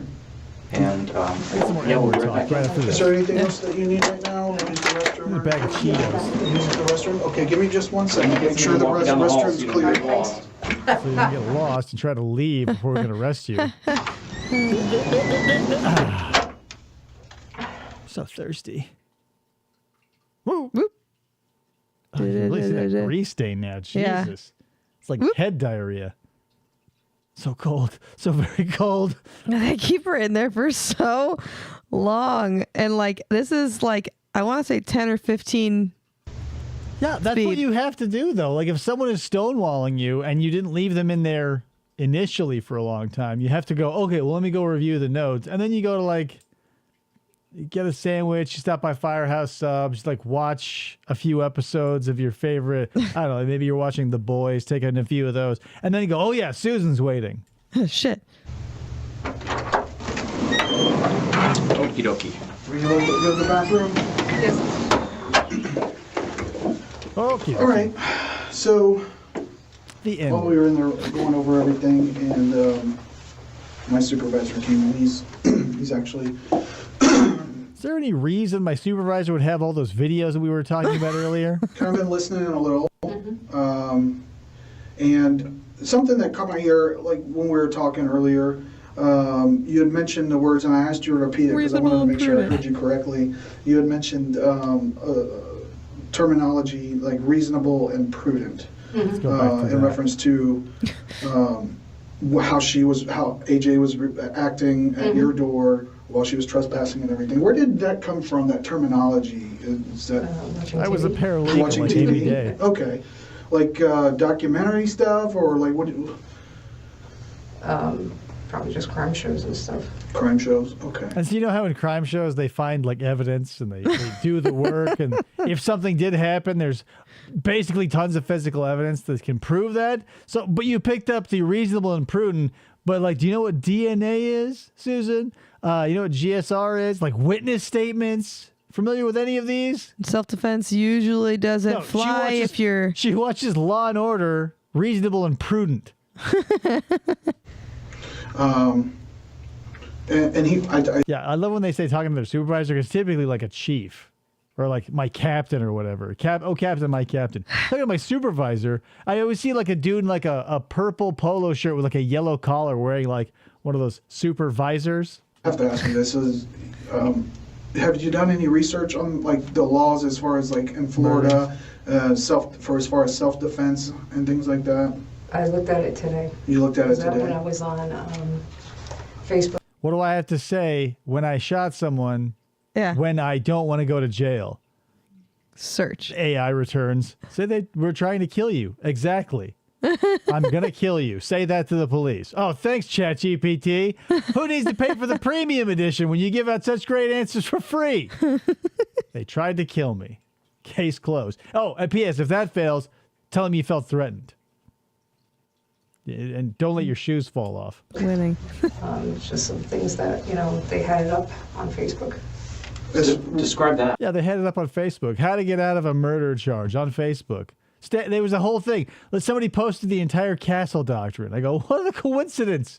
What did you, specifically, what you were reading about and learning about? Butterflies Just, for a little while. The migration patterns are crazy, you guys. It's self-defense, and I'm trying to think what the hell else I looked at today. Mostly emails. Reasonable and prudent. But I just remember saying self-defense, and Lot of there was a emails. bunch of lawyers and stuff like that. So, prior to today, even the last time that you and I spoke on, I was looking for a lawyer. I'm now balls deep in this interrogation where I'm basically painting myself as a guilty piece of shit. I was looking at lawyers. I thought about it. I mean, but who has the money? Get a public defender. They'll at least tell you to shut up. very early Saturday morning, you had used some of that same kind of terminology in describing the situation that occurred at your front door. Prior to today, had you ever done any kind of research like that? And before I ask, let me just say, if we were to look through everything in your phone or your home desktop computer, is there anything kind of research on your internet history that would show that you've done research on like self-defense? Or have you ever heard of the term stand your ground? Yes. Have you ever done any kind of research on Totally. that? Yes, when it was mentioned on some guy shot Dr. Phil. someone at a convenience store, and they said stand your ground now, laws. And that's basically the long and the short of my my research. He shot someone. He said I stood my ground, and he didn't go to jail. The end. So I whatever, stand your ground. That's not as poetic as reasonable and prudent. So that's what I did. One more Google search. Your officerness. So I didn't stand my ground, but I thought I was being reasonable and prudent at the time. The ground I did stand upon, however. Like a Florida situation? Because I know every state has kind of Yeah, different when someone comes laws. up pounding, you better be standing your ground. And that's a bumper sticker on the back of And my when car. was that? God, years ago. It was years Yeah, ago? that was a years ago thing. If someone comes and knock in, I quote the castle doctrine. Oh. So nothing recent that would be on like your internet browser history? Just looked at it today. Right, but I Yeah, mean, he was, John Petty stood his ground, Yeah. killed hundreds of people. Wrote a whole song about it. other There's than, no easy way out, he said. Basically before this incident occurred at your door, but we're not talking about like a couple years ago. We're talking about within the last few months. Would there be, because your internet browser, even if you delete it or you go, Is there any reason why we would have definitely found that? Any reason? Any reason? I'm looking for any reason. Anything. on private browser, if you know, You we open up take a look at dark those things, because web. we did go through your phone, the judge ordered, Yes. signed an order for us to be able to do that. He agreed that there was reasonable And enough prudent Prudent evidence. doubt. evidence to be able to do that. So if that were the case, if we were just to look through that, would there show anything Carvana. Aha! Reasonable and prudent. that you were looking up, stand your ground or self-defense laws in Florida on the internet? I don't know, I look up tons of stuff. Not helpful. That's so annoying. Like, another thing that just bounces off other human brains as, like, does not compute. Every time I get on my computer to look up something, I have a burning desire to learn it, the thing that I am after. And then when I learn it, I go, nice, I'll file that away. Very seldom do I go out of my way to sit at my computer or get on my phone and Google something, read an article, do any sort of research, and be like, well, cool. I wanted that knowledge, and now I can just banish what I learned to the shadow realm. Because why were you looking up in the first place? Oh yeah, I was looking up stand your ground laws. I might have been Googling like carrot cake recipes. I don't know. Easter's coming up. Ability that you looked that up? Could have been, I don't know. Okay. I look up, I just, and the when I reason read I ask is articles, I'm I trying just to- go and see why the laws were, so I want to know why, like if they have an See why the laws were, so I look them up. Yeah. You should be a lawyer. article, what happened in the situation, what, you Well, know. Susan, I think you know the reason why I'm Omelet asking. recipes, deals on garbage cans, stand your ground law, black neighbors, General Foods, international coffees. John Luke. She's Facebook stalking him. That question. You're smart, okay? This bitch definitely eats Pop-Tarts over toaster strudels. Fight me in the comments if you must, but it's true. And the reason is, Oh, hell no, no, absolutely. I know Hell what you're no. thinking, did I look up the laws so I could do something. No, absolutely This is not a No. situation where you set something up to No. because you were No. tired of this person, you were No. tired of the situation that they put you Absolutely in. No, Okay. sorry, no. Sorry. Okay, so while I was out there kind of going through the notes and everything, I went through so when someone calls 911, as soon as that call goes to our communication center, it logs it, gives us a timestamp. And I definitely hear the clicking of a keyboard that our expert analysis brought back as just shot someone. How do I get out of it? How did they figure that out? Well, each keyboard has a different feel. Each letter has a different click. You know, they typed enhance a whole bunch, and we just had it. Hour, minute, second, from the very first time that call was received to the time that it's disconnected, okay? And that's for every single time someone calls. So the first time when you called 911 talking about the boys out there trespassing and things of that. Carl Urban's in my front yard. The boys. There's Homelander and the Deep. So that call started at 8:54 p.m. Does that sound about right? Yes, I really wasn't looking at the clock Okay. or anything. I just remember calling. That's what time it says on our call center. And that call lasted for 5 minutes and it disconnected at 8:59. Deputies are on the way. 5 minutes. Okay. Now you estimated that it was approximately 10 minutes after you disconnected until the AJ started pounding on your door. Is that correct? Is Yes. that what? Okay. So Survey says 3.5 minutes. Not even. the second 911 call where you called, lady was banging on my door, I shot her through the door. That call came Guess what into our time? call center. It was received at 9:01, which is 2 minutes after you hung up with the communication center the first time. So that's Okay. This Survey is suspicious. says 10 fucking minutes till she started banging on the door, and then it was 2 to 5 minutes after that. Correct. No, it was actually 2 minutes, and then 6 bangs, she's dead. that all these things that you say occurred happened at your front door. From Okay. pounding and pounding and pounding and pounding, I'm going to kill you, all these things. Within 2 minutes, she showed up at your front door and did all these things to the time that you pulled the trigger, went and found your phone, and then called 911. Well, that makes it even worse. So, and that's why I'm And P.S., you lost your phone 2 minutes? First one, someone's knocking on my door. Knock, knock, knocking on heaven's door. Click. Oh, my phone, it's lost. Blam, blam. Up, still lost. Nope, there it is. To me, it seemed like that amount of time. That's why I thought it was that amount of time. Well, so clearly we've established that that was not Clearly. true. Okay, That's not not the the case. case, but that's what So is there any reason? you felt it was. It So felt you like also told me that that's what you heard, that she was Yes. going to kill you. Is it Listen, more than a feeling only counts in Boston songs. You can't shoot someone. You can't stab someone. You can't, like, basically end someone's life, maim or mutilate them because you feel something. Like, have a bad Egg McMuffin, you start feeling something. Are you going to be killing people? Brick's got bodies all over the place. It takes him 5 to 10 minutes to find his phone. He's just got They're bodies stacked waist high. He's like, oh, where's my phone? Blam, blam. Oh, there's another one. possible that she did not say that, and that's what you heard or you believed, just like you believed it was 10 minutes between those calls? I just thought she said, I'm going to kill you. I mean, that's what I heard. That's why I was so in fear of my life. I was like, Jesus Christ, and she's pounding on my door. She's going to break in. She's going to kill me. Jesus, where are you? I've been contacting you for 2 to 10 minutes. Is it a possibility, if you believe that there was 10 minutes to 15 minutes, adding in 10 minutes before it started, and then approximately another 5 minutes Solid on top of 48 that, then minutes you go believe by. that 2 minutes was 15 minutes? Was sun it a was coming up. possibility that maybe you thought you heard that, but it wasn't that what she actually said? I have no idea. That's what I I have no idea, actually. I heard loud music coming from a red SUV. I'm pretty sure he said, I'm going to kill you, bitch. And he picked up a shotgun that later turned out to be a stick and then later turned out to be a phantom of my imagination. And I gunned him down. Yep. I'm going to kill you, bitch. Shotgun. It's like bad AI pictures that, like, I don't know. I'm seeing this trend a lot where people on Facebook will be like, hey, can you edit this picture so I'm doing this, that, or the other?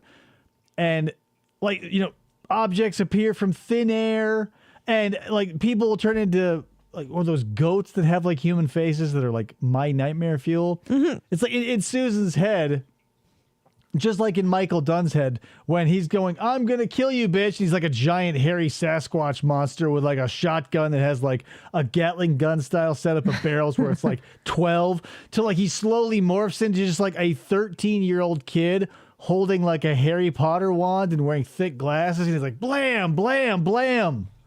I could have swore that guy was a super huge monster who was going to kill me.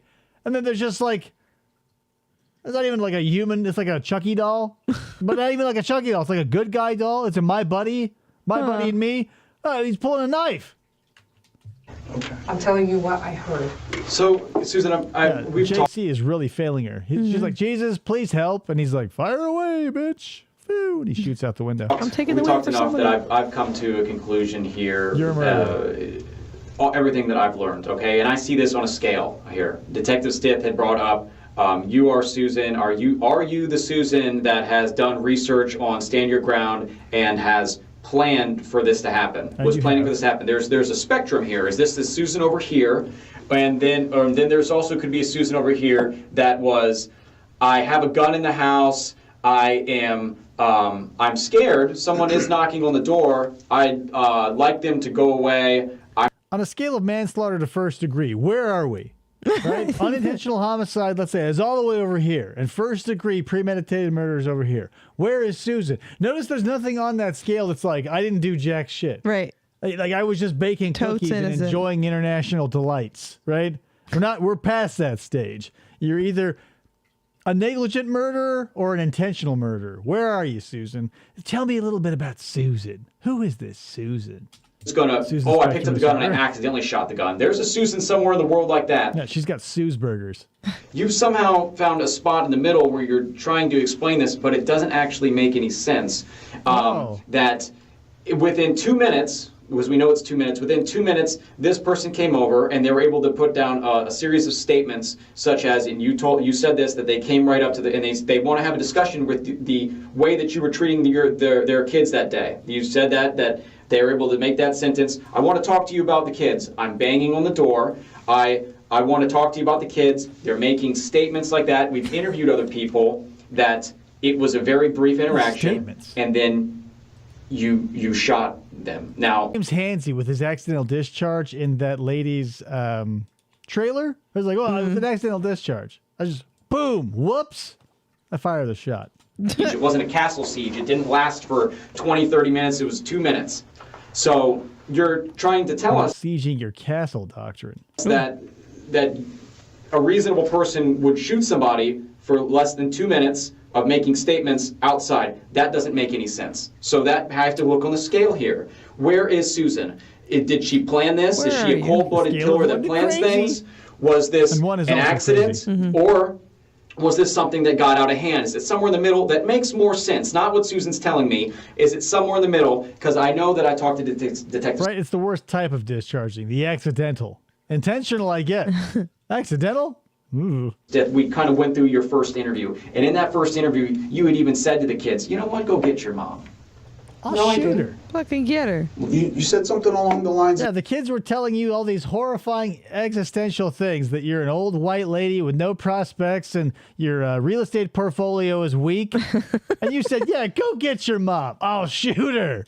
they said, I'm going to go get my mom. You said, go get her. Go get her. I'll bring She's hell. fine. I want to talk to an adult too. I don't want to talk to a kid. Fuck those kids. Yeah, kids are And so annoying. this has happened a few times during our interview also. You have these, I don't remember. There's been a couple times that you don't remember. And these are important things to remember. And you're not able to remember them.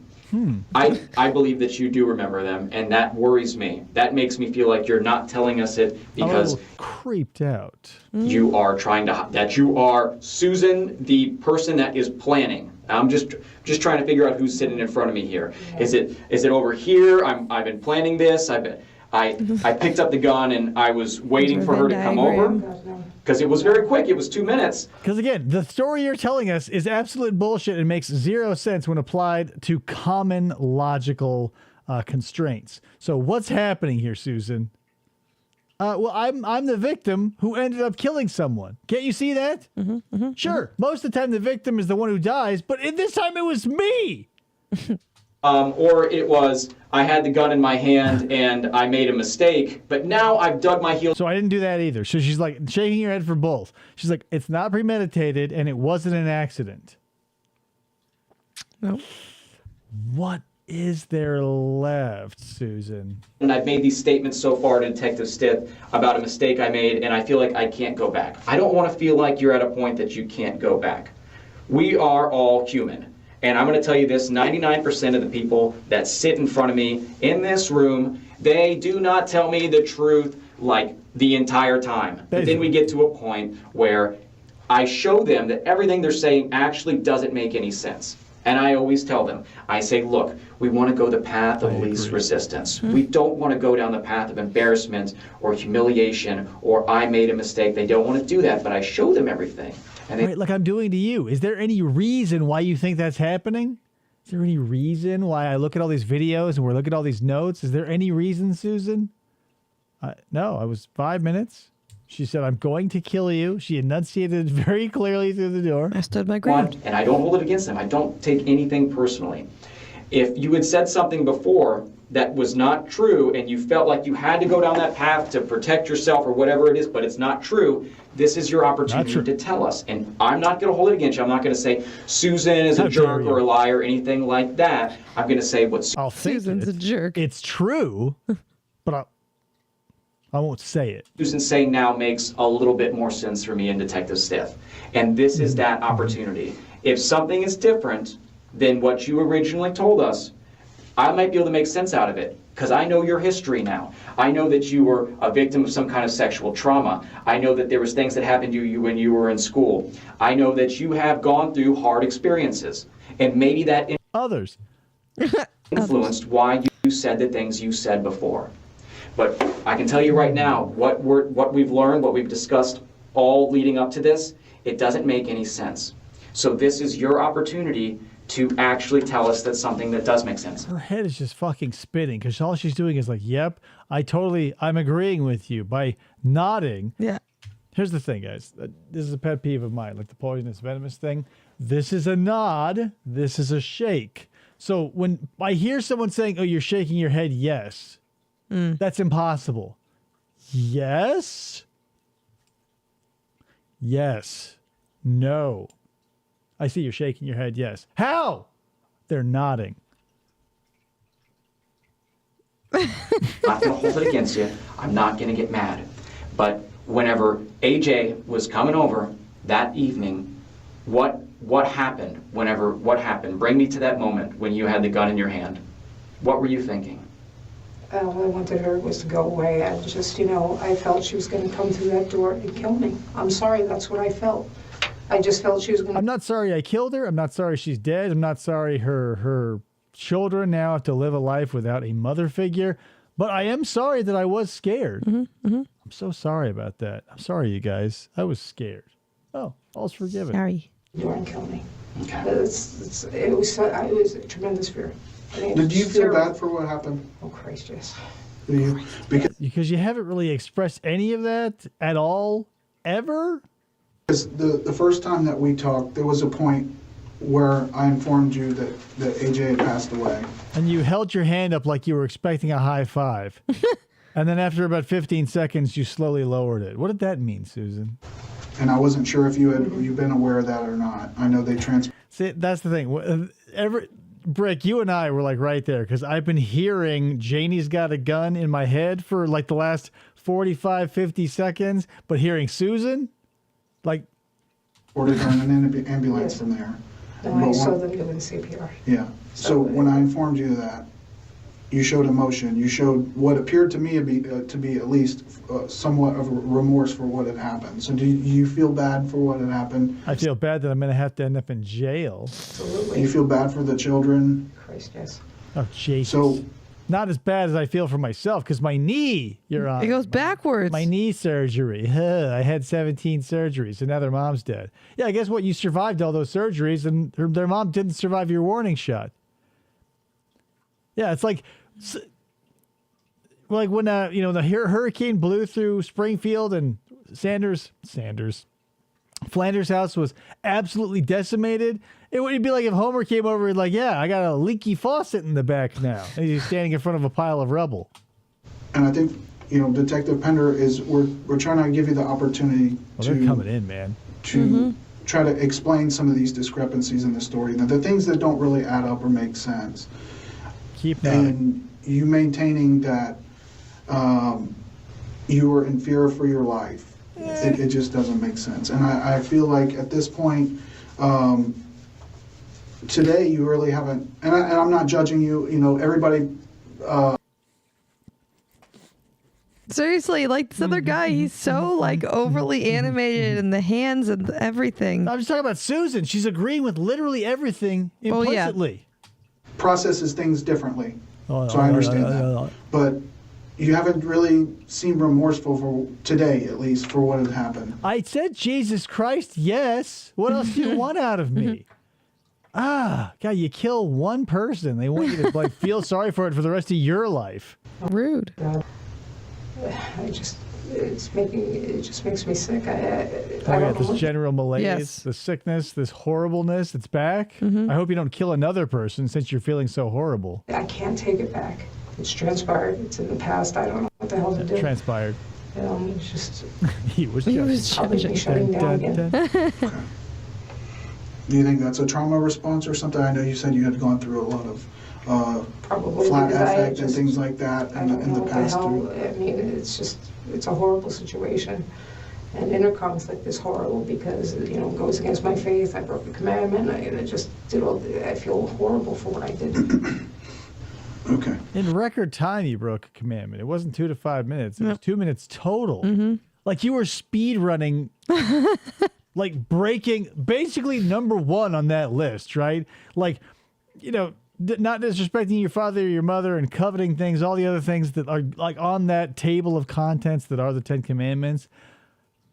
Like to hit the number one and be like, yeah, I can't believe I broke that commandment. I was like, say goodnight, bitch. Oh no, the commandment. God, Jesus, where are you? I've been asking for you all night. Oh, his phone was unplugged. Looking back on it now, Cover and thy neighbor's skates. do you think that she was actually going to get through that door? I mean, I be honest with honestly us, don't. because That's the one thing I won't waver on. My Google search said I could not wishy-wash on this, even though I did a few times earlier. But don't think about that. The door. I'm pretty sure I may have possibly remembered her saying, I'm going to kill you, bitch. And she pulled up a shotgun from a red SUV. She starts confusing other people's cases with her shit now. And he came out of the suitcase. And as God is my witness, I thought she was going to come through that door. I'm sorry. It's just what I felt. No, we can't call God to the witness stand. He's a little booked. so, I mean, at this point, like, we've talked to you, we've talked to a lot of people and gone through the evidence. We've discussed all of this with the state attorney's office as well. After talking to you for several hours on Saturday morning and then today, I feel that Dude's taking like this exact moment to like practice his origami. there was a level of fear, but from everything I've seen, it doesn't rise to the level for you to justify shooting through a closed door and with a firearm. Okay, and I think you know that He's pulling out his Firehouse sub. It's leftovers from Todd Colehip. that wasn't reasonable what you did. I felt so A terrified. swan. A goose. I just felt so terrified. Here she comes again. Again she's screaming. She's Here yelling. comes she's again for the third time in 2 years. Gotta take actions into my own hands. acting unreasonable.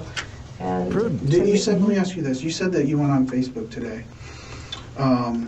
Shot a bitch. LOL. Gonna get off because I said I was in danger. I can only imagine that at some point you may have seen some of the news dealing with this case Yes. and this story. yes, Okay. What kind of stuff did you see? I threw a tablet at the child. I So the stuff you're said all accusing kinds me. of things that I Right. never said. You know what I saw? I saw 4 kids An that unremorseful bitch. no longer have a mother. Oh. Yeah, I guess that happened That too. too. But I was mostly reading the shit about me. This also starts to feel a little bit here like Leticia Stout, where they're like, what blah blah blah, like whatever the guy asked. He's like, well, people on Facebook need to stop being mean to me. Like, what are you going to what if Gannon's out there? What should he hear from you? Gannon, when you get here, you're going to have to tell all these stupid bitches that they're sorry for ever being mean to Leticia Stout. And the balls to say that, knowing that you put the kid in a suitcase, he's in a river in Florida somewhere. Yeah. Gannon, when you get back here, you tell these bitches they've been talking mad shit. And then she does the fucking Z-snap. And all the people who are mean to me on that scandalous social media and scoundrel detectives will have to eat my shit. Good strategy. And I'm not taking away how you were treated. Let's all give a three-way kiss. He's just gonna but get in his those were lap, in her children lap. nonetheless, right? There's lots of room. Lots of And now solo they don't cups have a fit up mother to there. go home to. And I think you know what you did was wrong. I think you know that She's not going to nod at that there one. were already deputies on the way. I did know that, yeah. But there was times I called and deputies never showed up. I understand. It's been So- 2 minutes. So you. To me, it wasn't 2 minutes. To me, it was much longer in my mind. Right, well, you can't kill someone because you can't tell time. Right. Be like, oh, my watch was in the shop, so I opened fire. If only the quartz in that Rolex, yeah, as if that swatch, if only that swatch, like my Mickey Mouse watch was in the shop, the hand had fallen off, the tail was throwing me issues. Timex My was out of Casio batteries. G-Shock was totally out of batteries, and I hadn't been able to get down to get those button cells, C2025s or whatever they are. I just like, what time is it? Killing time. It felt like But an there's eternity. only one reality where time Okay. exists, and I understand perception of time can be different for different people. Einstein touched upon it. It's a relative, right? The theory of relativity. You're a smart lady, Susan. But in the reality of things, you had just disconnected. Within 2 minutes, a shot was fired through that door. There was that much that transpired within that 2 minutes where statements were made. I want to know why you're throwing stuff at my kids, or whatever it was she was saying.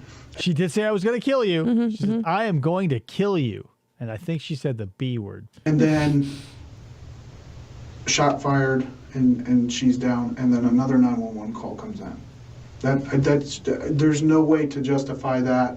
In my mind, I don't think in Detective Pender's mind. Now, obviously, I concur with my partner here, as well as everybody else on the fucking planet. And clearly in other people's minds that we've discussed this case with the state attorney, Facebook. our legal Yeah. counsel, and things Others. like that. So, I mean, at this point, we've discussed it with Ex-users are flaming you right now, Susan. Just savage comments. the state, and they are on the same terms as far as charging you with a manslaughter, okay? Okay. So what does that mean? Okay, I'll take a manslaughter plea. Can I go home now? Right. I got a tuna noodle casserole in the fridge I'm really hankering to get back to. I don't know what to say.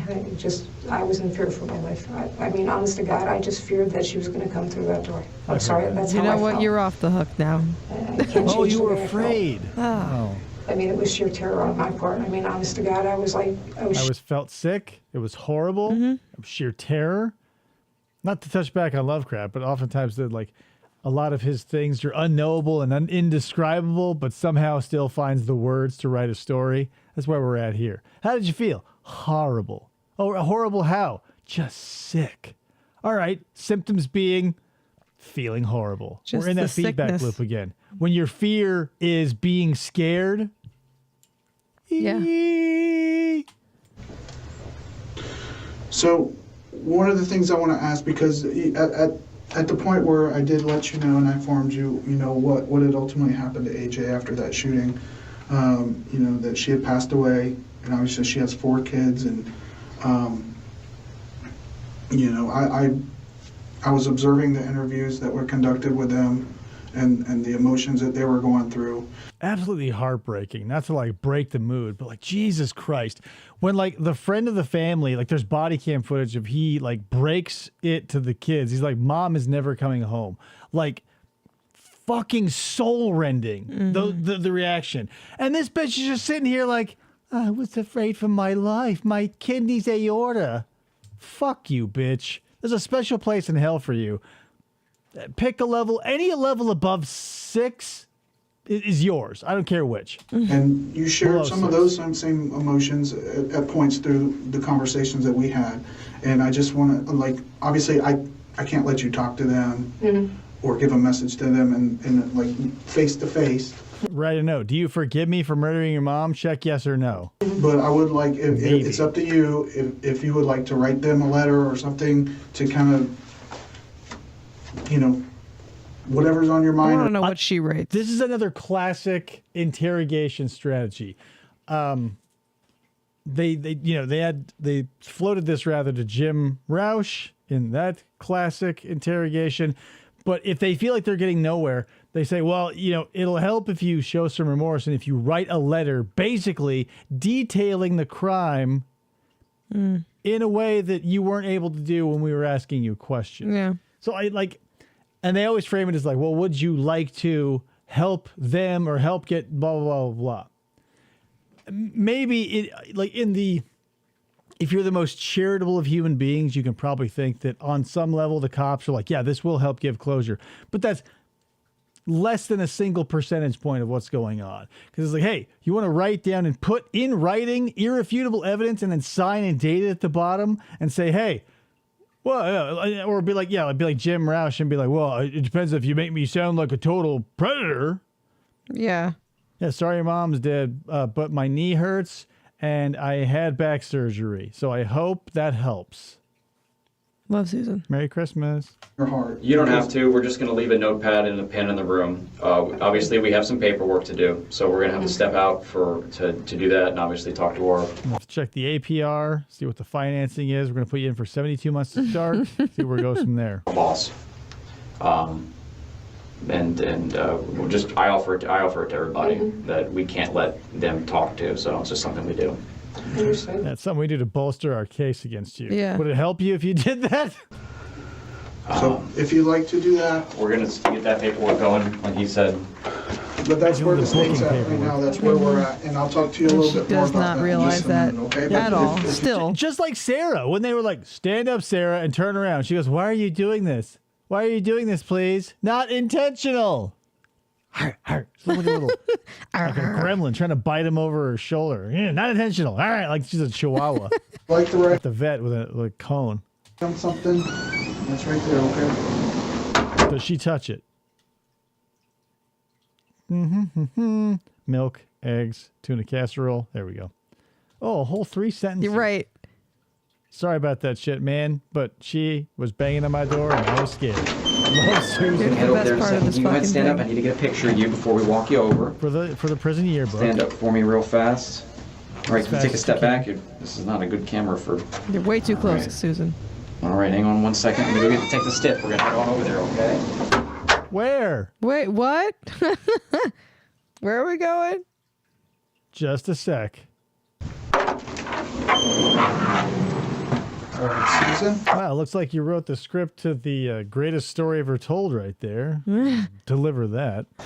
All right, we're gonna have you go with this deputy here. To jail. No, I'm sorry? no, No what? I can't. What's wrong? What's going I on? just can't.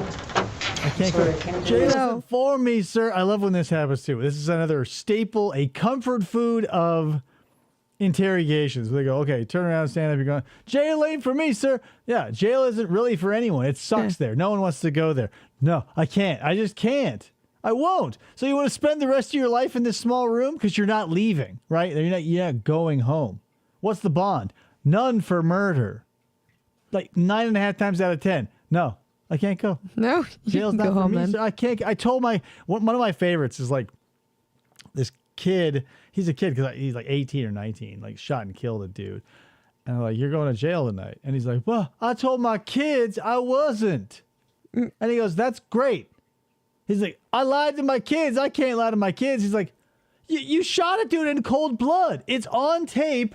And we arrested you for it. Like 80% of that interview is him saying, is there anything I can say that will get me home tonight? And the guy, it's like talking to my fucking son. I have to answer the same question 20 times before I say, stop asking me. You're going to jail tonight. No bond. You can't go home and get a cigarette. They're not going to let you go home and change your clothes or grab a quick shower. You can't like binge watch your favorite Netflix show before they take you in. It's donezo. He went. Well, I mean, unfortunately, we're to that point where We're past that stage. what's going to happen. Obviously, this isn't a conviction. This is you being charged, and then you're going to have your day in court to present your side of the story. Yeah. Can't. Okay, so you're going to go with this deputy. No, I'm not. You're going to be booked in No, I'm not. and fingerprinted. Yeah. They're going to take your I pictures. love when the deputy steps and then in. you'll have an arraignment in the morning. I will tase your ass. And spoiler alert, those kill people. Do you They'll want to run that probably kill risk? her. Like, this won't be a warning shot through a door, Susan. I'm going to put these electrodes right in your fat ass. I'm not going. I'm sorry. Okay. There's a phone let's down hang there. out You'll be here. able to call whoever you need to call, and right there in booking. I'm not going. But Yeah, she's playing a classic Susan, Beastie you- Boys. Nice one, Brick. we are going. Oh, no, not Beastie Boys. Rage Against the Machine. Why do I think Beastie Boys? There's no change in that now. You're under arrest. In No. fact, we can probably go ahead and put handcuffs on her. Let's get Come her. on, Susan, Let's get you stand up. handcuffed. Don't. Ah. Stand up. No, don't touch me. Susan, Stand up, Susan. don't. No. Listen, Sorry, I can't. It can do go this. one I of two can't ways. do It can this. go an easy way or it can go a really hard way. I'm sorry. We don't want it to go the hard way. I will I'm bring so your sorry. ass to Susan, the put yourself in our ground, position. Susan. There's no choice in this. You're Blanket. going over there. I'm It's sorry. I can't do this. Oh, okay. Better luck next time then, Susan. Have a good day. We'll sit in chili Mulligan. in the cafeteria if you're feeling peckish. I'm not doing this. She's not fighting for her Susan, right to party. Oh, yeah. She's raging against the machine, obviously. you understand that from the point of the story that you've given us, that by refusing and resisting, that it's making you look bad, okay? I'm And sorry, I understand just your can't. reluctance I to don't want to feel go. good. I just can't. I feel horrible. What do you... Like, she's offering no feels other so option. sick. She's like, I just can't go. Leave me here. Mm-hmm. Like when your parents are like, oh, we're going to the store. You want to come? And they go, no, I want to stay here. I mean, in that case, it is an option sometimes. They have medical staff That over there, is so bad. Get over there, sisters. the nurse right in the front. They can, you give them the can't prescription do this. medications that you're taking, all that. They will assist you in making sure that you get the care you need. No, But I can't. She went we're from going nodding over to there, shaking her okay? head You're like gonna that. go over there. I just can't do this. Okay. Well, Come on, Susan, stand up. if we we don't have No, time to seriously, debate. I can't do Seriously. I know we've had a lot of fun here today, guys. No stand the malicious fuck up. intent was toward this. But seriously, I can't. I just can't. Seriously. this. What? okay, but do you understand that you're under arrest and you're I going to be understand taken to the under jail arrest one now. way? I understand. I understand no. what I am under arrest. I don't know what is arrest, what is under, and I'm not going with you. I don't know what's happening. I know who you are, Chris Hansen. I'm really confused. What's happening here? Why am I here? If you know who Chris Hansen is, I know who you are, Chris. What's happening? What is Chris known for? Right. Right? Get in your golf cart and go home, Matt. It's been a long day, and since you don't know what's going on here and you're very clean, we'll let you off the hook. I just can't. Another, okay? I don't care. Susan? I don't care. I just can't do this. I'm sorry. I don't. What you're saying and doing right now is not reasonable. I know And it's not There's reasonable, been but I people- just can't do this. The So prudence is off the when you chart. say Yeah. you know it's not reasonable, that doesn't make sense to me. I understand. I just can't do this. Do I'm you? sorry. That deputy And is this just is why ready to we're in this pounce. position here, Susan, is because the decisions you make are not reasonable. You make just like what I'm we're sorry. experiencing right now. I'm sorry. I just can't do this. I can't do this. I've had people sit in this chair that have done things. I can't believe they're still entertaining this bullshit. I know. Like but that's another thing I don't get too. Like they'll threaten the taser, like for a country mile before they whip it out. They say, "You're gonna get tased. I'm gonna tase you." And they go, "Don't tase me, bro." He's like, "I'm gonna tase you. We're gonna like blah blah blah." Like dealing with a criminal, you have to deal with the same way you do with a child. They get 3. You don't go, do this, do this, do this, do this, and then because you keep feeding out slack, they know there's no repercussion. Mm-hmm. You go, okay, time's up, and you feel you hear the click of the holster and then big yellow Axion taser come out. Oh, suddenly I can, probably, right? Yeah. They get up, they walk out on their own accord. They've done some really bad things. I can't. Okay, you're not the only person, but I need you I to... just feel horrible. I can't do this. Okay, well, we're going to go to the jail. There's I no just feel changing this. horrible. There's no stopping it. I don't care. Kill me. We're not going to kill anybody. We're going to We're not I going think to you just kill execute me anybody. and put me out of my misery. take you to the jail. We'd rather I'm a sick son of a bitch. you walk on your own. We'd rather you just walk down there. It'd be so much better for everybody if we could just walk down Can there. you just stand up for me? No. So what do you plan on sitting here the rest of the night? I don't know what I'm going to do. I'm probably going to die of a heart attack. Well, like I said, they have Let's medical hurry that staff. up then. Can you Right, just right. fall over and die and just like let's stand up or keel over. Are you a need to do DNR, something. Susan? Over there. We want to be able to get you over The there. quicker we get you over there, the quicker someone over there that's in medical can see you. No, I just can't do Susan, this. this is what's gonna happen. We're gonna put you in handcuffs, and if we have to forcefully bring you out there, that's what we have to do, because that. we're obligated I really don't want to to. take you to the jail now, okay? Thank you for standing up. Sorry, I just, I understand that. So transfer on your back for Seriously, you me. guys, seriously? I mean, Thank you, Susan. I didn't do this on purpose. This wasn't a purposeful act. No I did malicious not content. premeditate. I was being reasonable and prudent. No malicious. No malicious. I didn't do anything like that. This is ridiculous. You did kill someone. And So that's the end of that. this is ridiculous. The Spoiler end. alert. She got convicted and was sentenced to 30 years. But what we're going to be watching now is her, probably not the whole thing. I don't know how long it lasts. She's up there for a long ass time. We'll basically just get the briefest idea, because the what you say in your defense can really make or break something. Let's say you've been a total shit show, but you were smart enough not to get on the stand to represent yourself or get beaten up by the prosecuting attorney. This can be where you can kickflip a 30-year sentence into a 16 years plus time served Yeah, sort yeah. of thing. Does that happen? Let's see. Brought to you by Court TV. Also, like, this judge must have been in a terrible accident. I don't want to be like, oh, whoa, but you're gonna see his face and go something is up. And look at how she withered away. Wow. There's a couple of things that always happen. I very rarely see no change. When you go and get put into the system, you either lose a bunch of weight because of the stress and all that other shit, or you blow up because you stress eat and all they offer you is carby garbage. She lost it all. Yeah. All right. Make it or break it moment. Do we throw ourselves on the mercy of the court, express how you were fixed like a Japanese pot, tell the family you're sorry, throw yourself in front of God and the rest of the world, and make yourself look like a saint retroactively, or do you do something else? Good afternoon.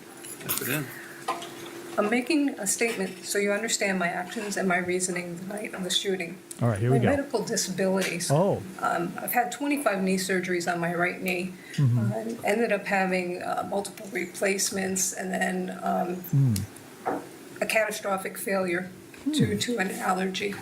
I went back to having another knee replacement. And See how his eyebrow is perpetually shifted up in disbelief like mine is? Is that an indicator? You're not reading the room, Susan? I've had 25 knee surgeries, and he immediately goes to confusion. Doesn't bode well. I was burned during surgery. And so I had gotten very ill, and my knee literally goes backwards. Literally. I had a laminectomy of my lumbar spine from the accident in 2019. I was back-ended at a stoplight, and there was a horrible Look, he's doing busy work at his desk now. He's like, oh, great, the lambectomy. complication. My dura from my spinal cord actually healed onto my actual spine. So when they Okay. went to do the So does this correction, mean you shouldn't be in give it a little jail? more space. The dura tore. I was leaking cerebral spinal fluid, and he had to do an actual spinal cord repair. That is why I shot AJ. Thank you. He's doodling. The mercy of the court.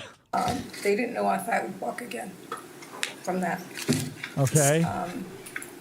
I've also had left with nerve damage to my lower legs and feet, and have diminished feeling and numbness. And I've fallen twice because of this. You shot and killed a woman. Her 4 children are in this courtroom along with her mother. Yeah. My feet are so tingly at night. I have restless leg syndrome and an increased desire to gamble. Your Honor, help. And not to mention the anal leakage. I fell the first time in 2019 and had sustained internal injuries. I had bruised my lung and I had gotten a ganglion cyst on my right wrist. The second fall was November 2022. I fell because I walked into a bathroom, the light was supposed to come on and it never came on. And so I started doing a Jimmy Cagney routine, slipped on a puddle of piss. There was a toilet paper roll with the actual cylinder inside. And so it rolled out from under my elbow foot. feels strange, Your Honor. My elbow feels strange. And I fell backwards. And I had torn my This is her rotator like defense cuff attorney standing and, next to her, muscles like in my left shoulder. What do you think cool. she's thinking? It's like they're standing up there and she goes, oh my gosh, she's looking at all the pages that were there and she's like, oh. Why did I walk up to the podium with her? I can't leave now. The 2019 He does look a little accident bit like also Bubbles. impacted my cervical spine, and I lost feeling in my hands. And Not enough to not hold a gun. Right. have therapy. I had horrible migraines, terrible neck pain. I was going through all this. Oh, talk And about so, Japanese pottery. I'm screaming for literally anything at this point. So anyway. I also have cataracts in both eyes, and the one on my left is progressing faster. So it looks like I'm going through Vaseline on a lens.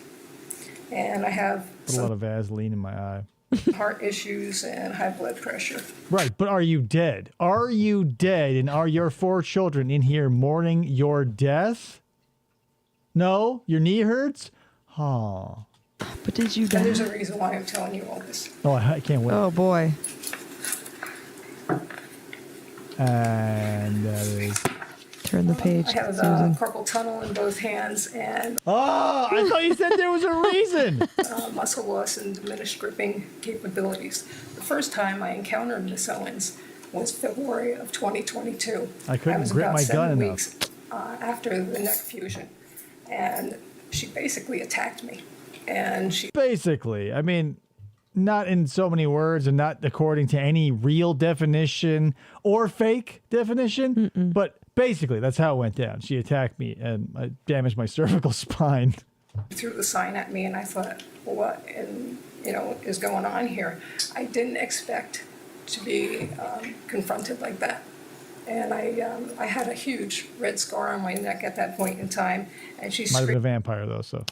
screaming at me, and she keeps coming closer and closer and closer. I'm backing up, and then she's trying to rip the cell phone out of my hands. Finally, I had Shot to, her. I said, you're trespassing, you really need to leave. And she picks up the sign, and she says, what, this fucking trespassing sign, and throws it at me. This is where she hit me. That's why I shot your mother, kids. She points right to him because like they're there.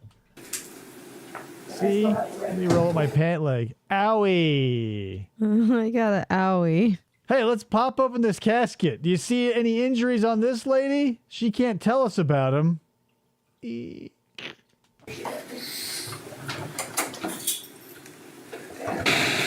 there you go. There's that. I've never ever dealt with someone who was that violent that quickly. And so I was terrified of this woman. I was almost killed by a no trespassing sign. Literally terrified. I've never had anyone, the first time I've met them, throw something at me and get so physically. I doubt that. Susan is such a bitch. I doubt that this was the first time that happened. So anyway, start blasting. And What else? sorry. Coffer's back. Oh my God. People are saying I wasn't afraid. I was horrified. And when she was banging on that door, Oh, it's banging now. It's it not was pounding. just so loud in the house. I could not hear what she was screaming. And then I found out the children, who said they were right there, actually were around the corner of the apartment over 100 feet away. How could they hear anything? So I don't. Am I right? How could they hear my knee hurt, right? They were so far away. They didn't know that my cervical spine had received damage. They couldn't hear about the numbness and tingling in my extremities. Do you get where I'm going here, Your Honor? The reason why I'm telling you this is... Carpal tunnel. Understand. And the prosecutors knew the children lied. They found the children in the lies. They said I threw skates and I hit them. That never happened. The prosecutor knows that didn't happen. That's why the charges... All right, so the charges against skate assault will be dismissed. You're still on the hook for the fucking murder, you stupid bitch. were dropped. I've just been flummoxed about this whole case. I don't understand. You know, I understand I have PTSD. But this woman kept coming after me, See, I understand all the problems with me and why I'm so scared and everything I did is justifiable. I have no idea why she was such a meanie. You know, you say the N-word 13 or 14 times in someone's earshot and directly to their face, and you go, let it like water off a duck's back, bitch. Don't take it personally, you stupid N-word. But my knees. Ow, my back. I had approached her because I was watering my plants, and she's going, oh, there's a crazy old white lady. And I'm like, you can't How dare you appraise me so accurately? And also my real estate portfolio. go around saying someone's crazy. I mean, it was insanity. It's illegal. It's illegal. So I went to say something to her, and she verbally attacked me again. She's like, you've been calling my kids racist names and stuff. And I said, no, ma'am, I have not. And she kept getting angrier and angrier. The more I said no, the angrier she got. So finally I said, I was terrified. I mean, she went from a very relaxed position to the position here. I could see her neck veins starting to bulge. Her pulse is really getting, fast. And I'm thinking, she's going to beat the hell out of me. Those veins are going to come out and strangle me. So I had to shoot her. I did a quick Google search of the Castle Doctrine, and the rest is history. Yep. And that's the reason why I went over my medical history with you. Thank you. Good night. Right here in the street. So I said, listen, I'm sorry. If that's what you think I said, I'm very sorry. It's amazing she's just playing her interrogation questions verbatim for the judge. Yeah. Presumably, he and everybody else in that room got to watch that not but a few hours ago. So she's like, wow, I made a lot of good points. She's like shoring up her notes. And like, oh, yeah, lean into the knee injuries. You know, I don't mean to offend anybody. I didn't say it, but I'm sorry. I went to walk away, and she's following 1 foot behind me the whole time to my apartment. Reruns, guys. Don't you just hate reruns? I slammed the door in the face. Again, I thought she stopped like a few feet back, and then she floated away. Never had anyone do anything that aberrant in my life. Aberrant. Abhorrent, you stupid. He's like checking the clock. Yeah. God damn it. Well, I guess we're going to miss the food truck, Susan. It's like I said, it's She's been... flipping through pages now. She's like, oh, God, medical documents. One time I had a cold sore. Anything? No? Shit. a nightmare. Then Detective Smith says that Isaac had come, was one of the 3 children. I told him no. But he still put it in the report that this child was there. The child was never there. I have never spoken. And if he... yeah, I guess in the end she still has a bullet in her chest. So why am I saying this? Isaac wasn't there. Oh, case dismissed. There's a little known clause that like there's a knee injury statute that only comes into effect when a kid named Isaac isn't there. Oh, shit. Not guilty by reason of knee and Isaac absence. Spoken in my Sarah life Boone to helped her with her Isaac. case. No Just malicious. I knew him by his association with his mother. By smell. Never spoke to the other little girl, and never spoke to the little boy Titus. Israel, I did speak to. He has been unbelievably rude, and That's it was why I a few shot his days mom. before Christmas. For catharsis, we need to see the judge handing down the sentence. I know it's been a long stream. Yeah, we definitely 22. can. And he was trespassing, and I'm like, you need to leave, you're trespassing.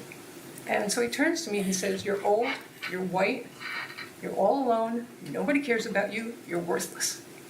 And I'm like, oh my God. And I'm like, oh my God, you're right. You're so right. I better kill your mom for that. You know, I didn't expect this from a 9-year-old child.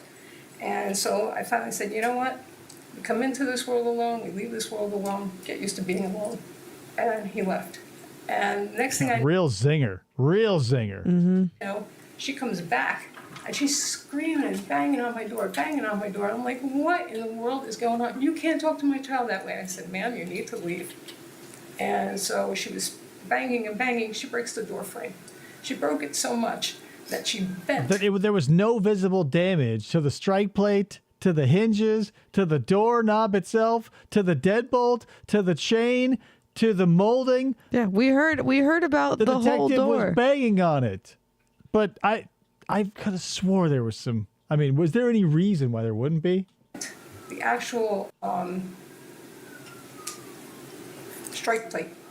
And I couldn't lock the door, and I couldn't open the door correctly.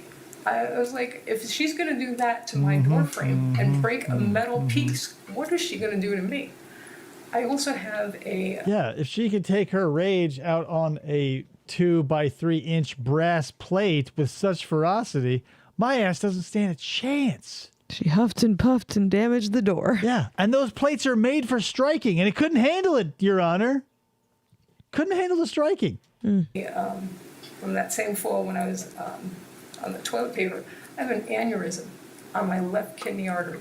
I'm not supposed to be getting excited. I'm not supposed to have high blood pressure. I haven't been able to watch CSI. It's too riveting. Anyway, you get the idea. We're cutting ahead to the sentencing from the judge. Okay.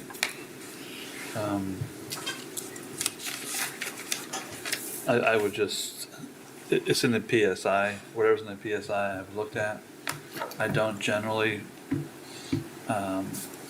look at letters and other things that are in PSI, and I didn't put any weight on them in this case.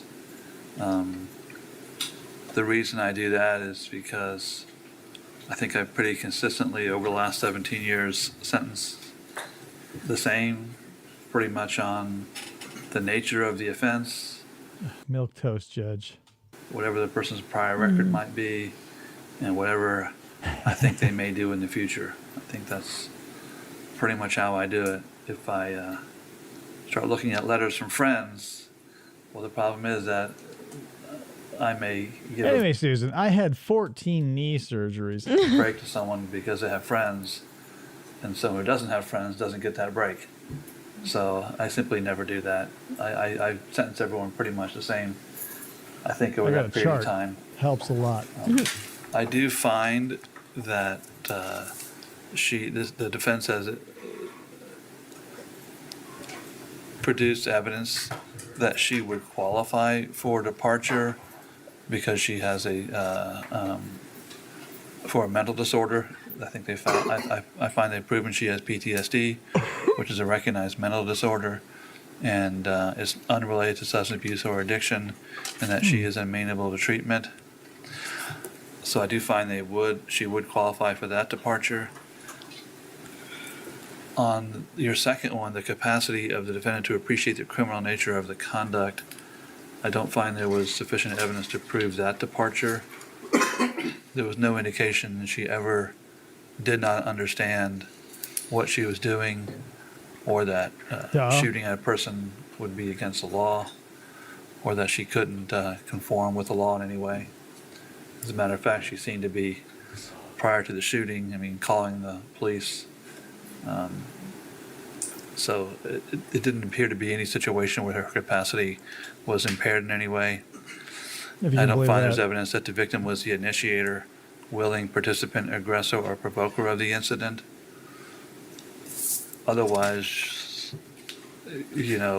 although she was knocking loudly in this case, there was no real attempt to get in the residence. She kept asking her to come outside. But the door frame. So buttery I nails. don't find that that departure ground has been met. Seeing as how the detectives really laid this out, and wow, again, flashbacks to just the things we just heard. Yeah, we heard basically everything that they said, I believe. Yawn. despite the existence of one legitimate departure reason, even if she did qualify for the other two departure reasons, I would not depart in this case because I find that the aggravated nature of this case and this offense and the harm inflicted outweighs the mitigation or the departure when I weigh the totality of the whole case. Yeah, hello. So I find that the seriousness of the offense outweighs any legal departures that could be applied in this case. Looks like a man. I'm primarily looking at the harm inflicted upon not only the victim, who of course lost her life, but her family. She has 4 children, all of whom were present during the offense or somewhere in the general vicinity. Yeah, like Jesus. Or at least home. It certainly was. I understand your knee probably hurts a lot, your back, glaucoma, etc. Cat a racks. traumatic impact on their lives for the rest of their lives. They'll live She their looks a little bit like how I always get his name wrong. That's not Roseanne's husband. I can't remember his name right now. Dan. His name was Dan in the show. I know. Shit. God damn it. She looks John. like Dan Field. John. John Goodman. She looks a little bit like John Goodman today. Like when he dropped all of his weight and all of his skin just sort of hangs Sagged. off of his bones. whole lives without their mother, which I think is a very significant harm inflicted upon them. Oh, you think? By Miss Lorincz. When I look at the nature of the offense, I find that the shooting Heinous was as hell. completely unnecessary in this case. Oh. Miss Lorincz was behind the door. The door was locked.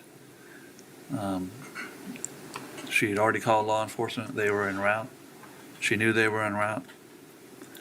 She was in a relatively safe position. What? For some reason, Can he say that to me? Hey. Hey, he's being mean.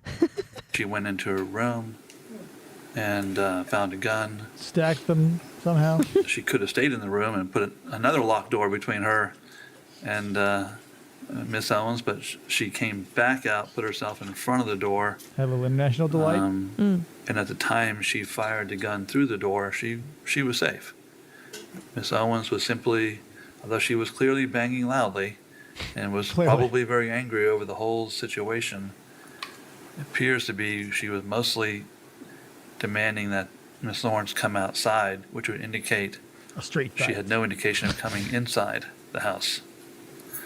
So when Miss Lawrence fired the gun through the door, she did so knowing a person was directly on the other side of the door. And she knew that person wasn't a burglar, she wasn't a robber, she wasn't a rapist. She knew she was probably upset about the interaction with the kids, but she had No. arguments with her before. No, I love those kids like they were my own. That's why I shot their mom. Yeah, anyone can see through this bullshit, Brick. It doesn't take I don't know. Very seldom do they put judges delusional as a Sarah Boone or a Susan Lawrence on the bench.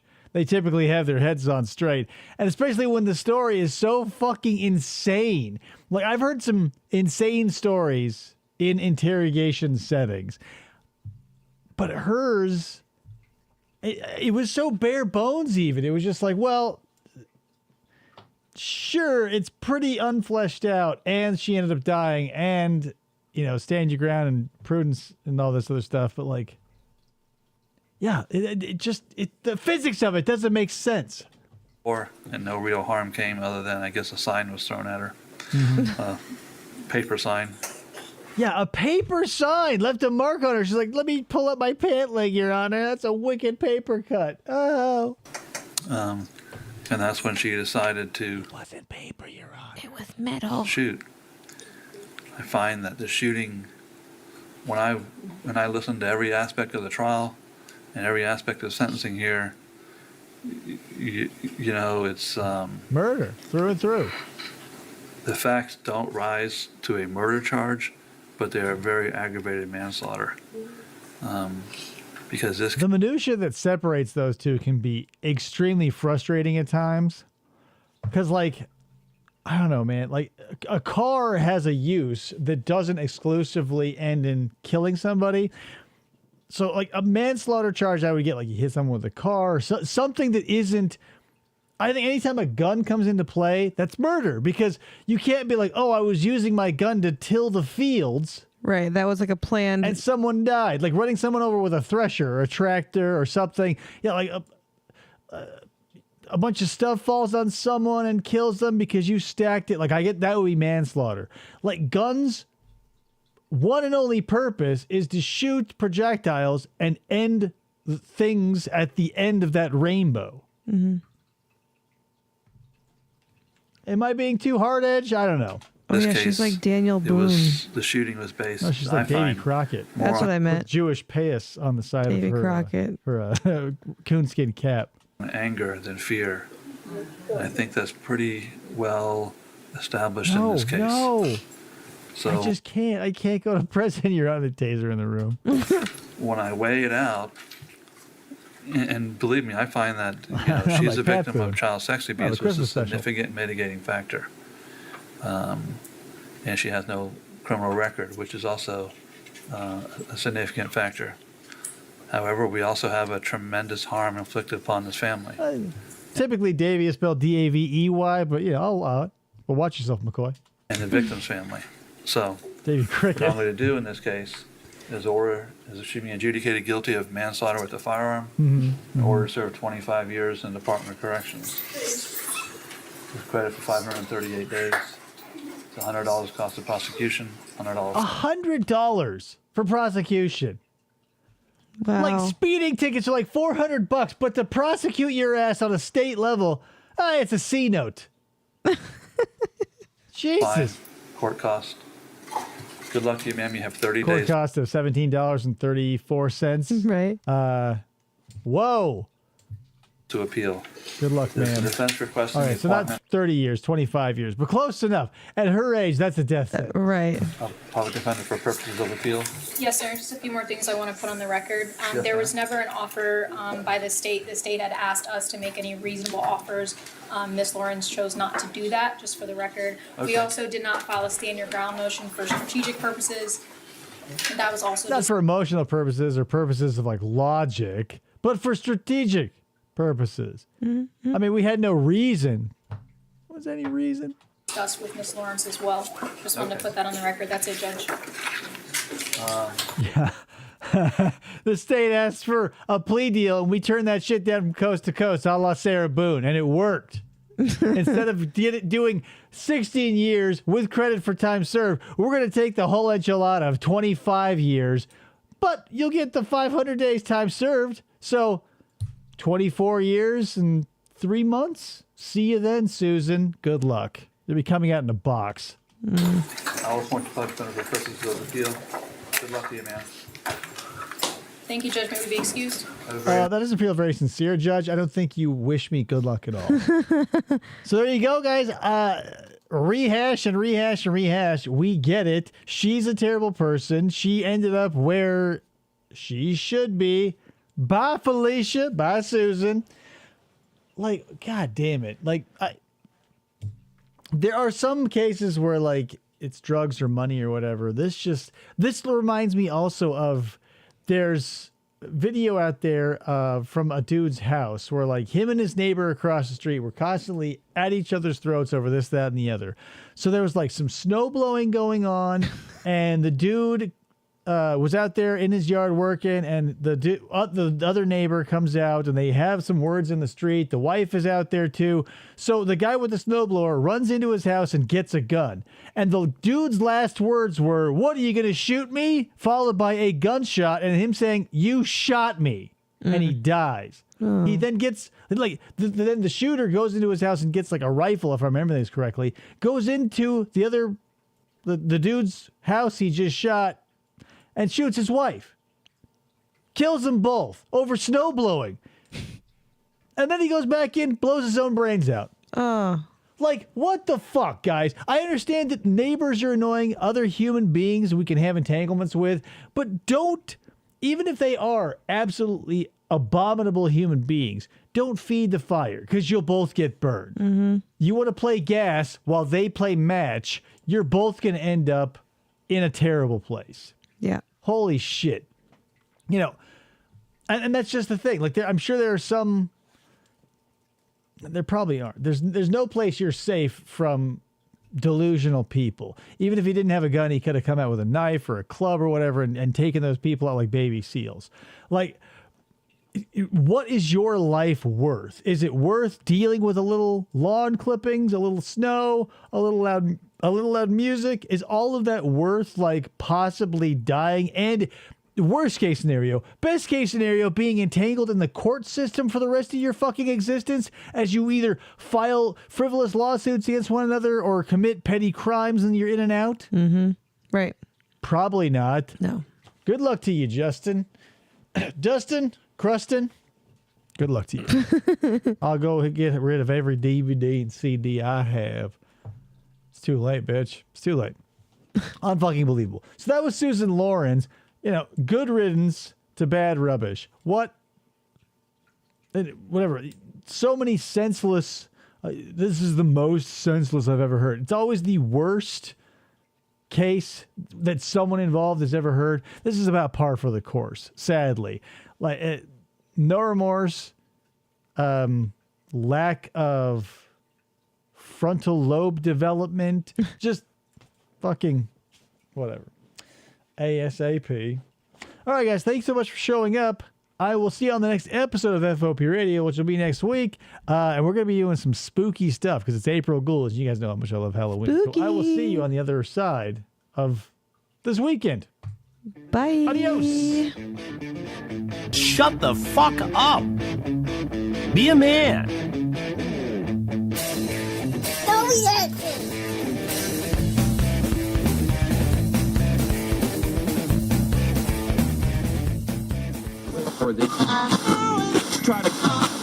This is a nightmare.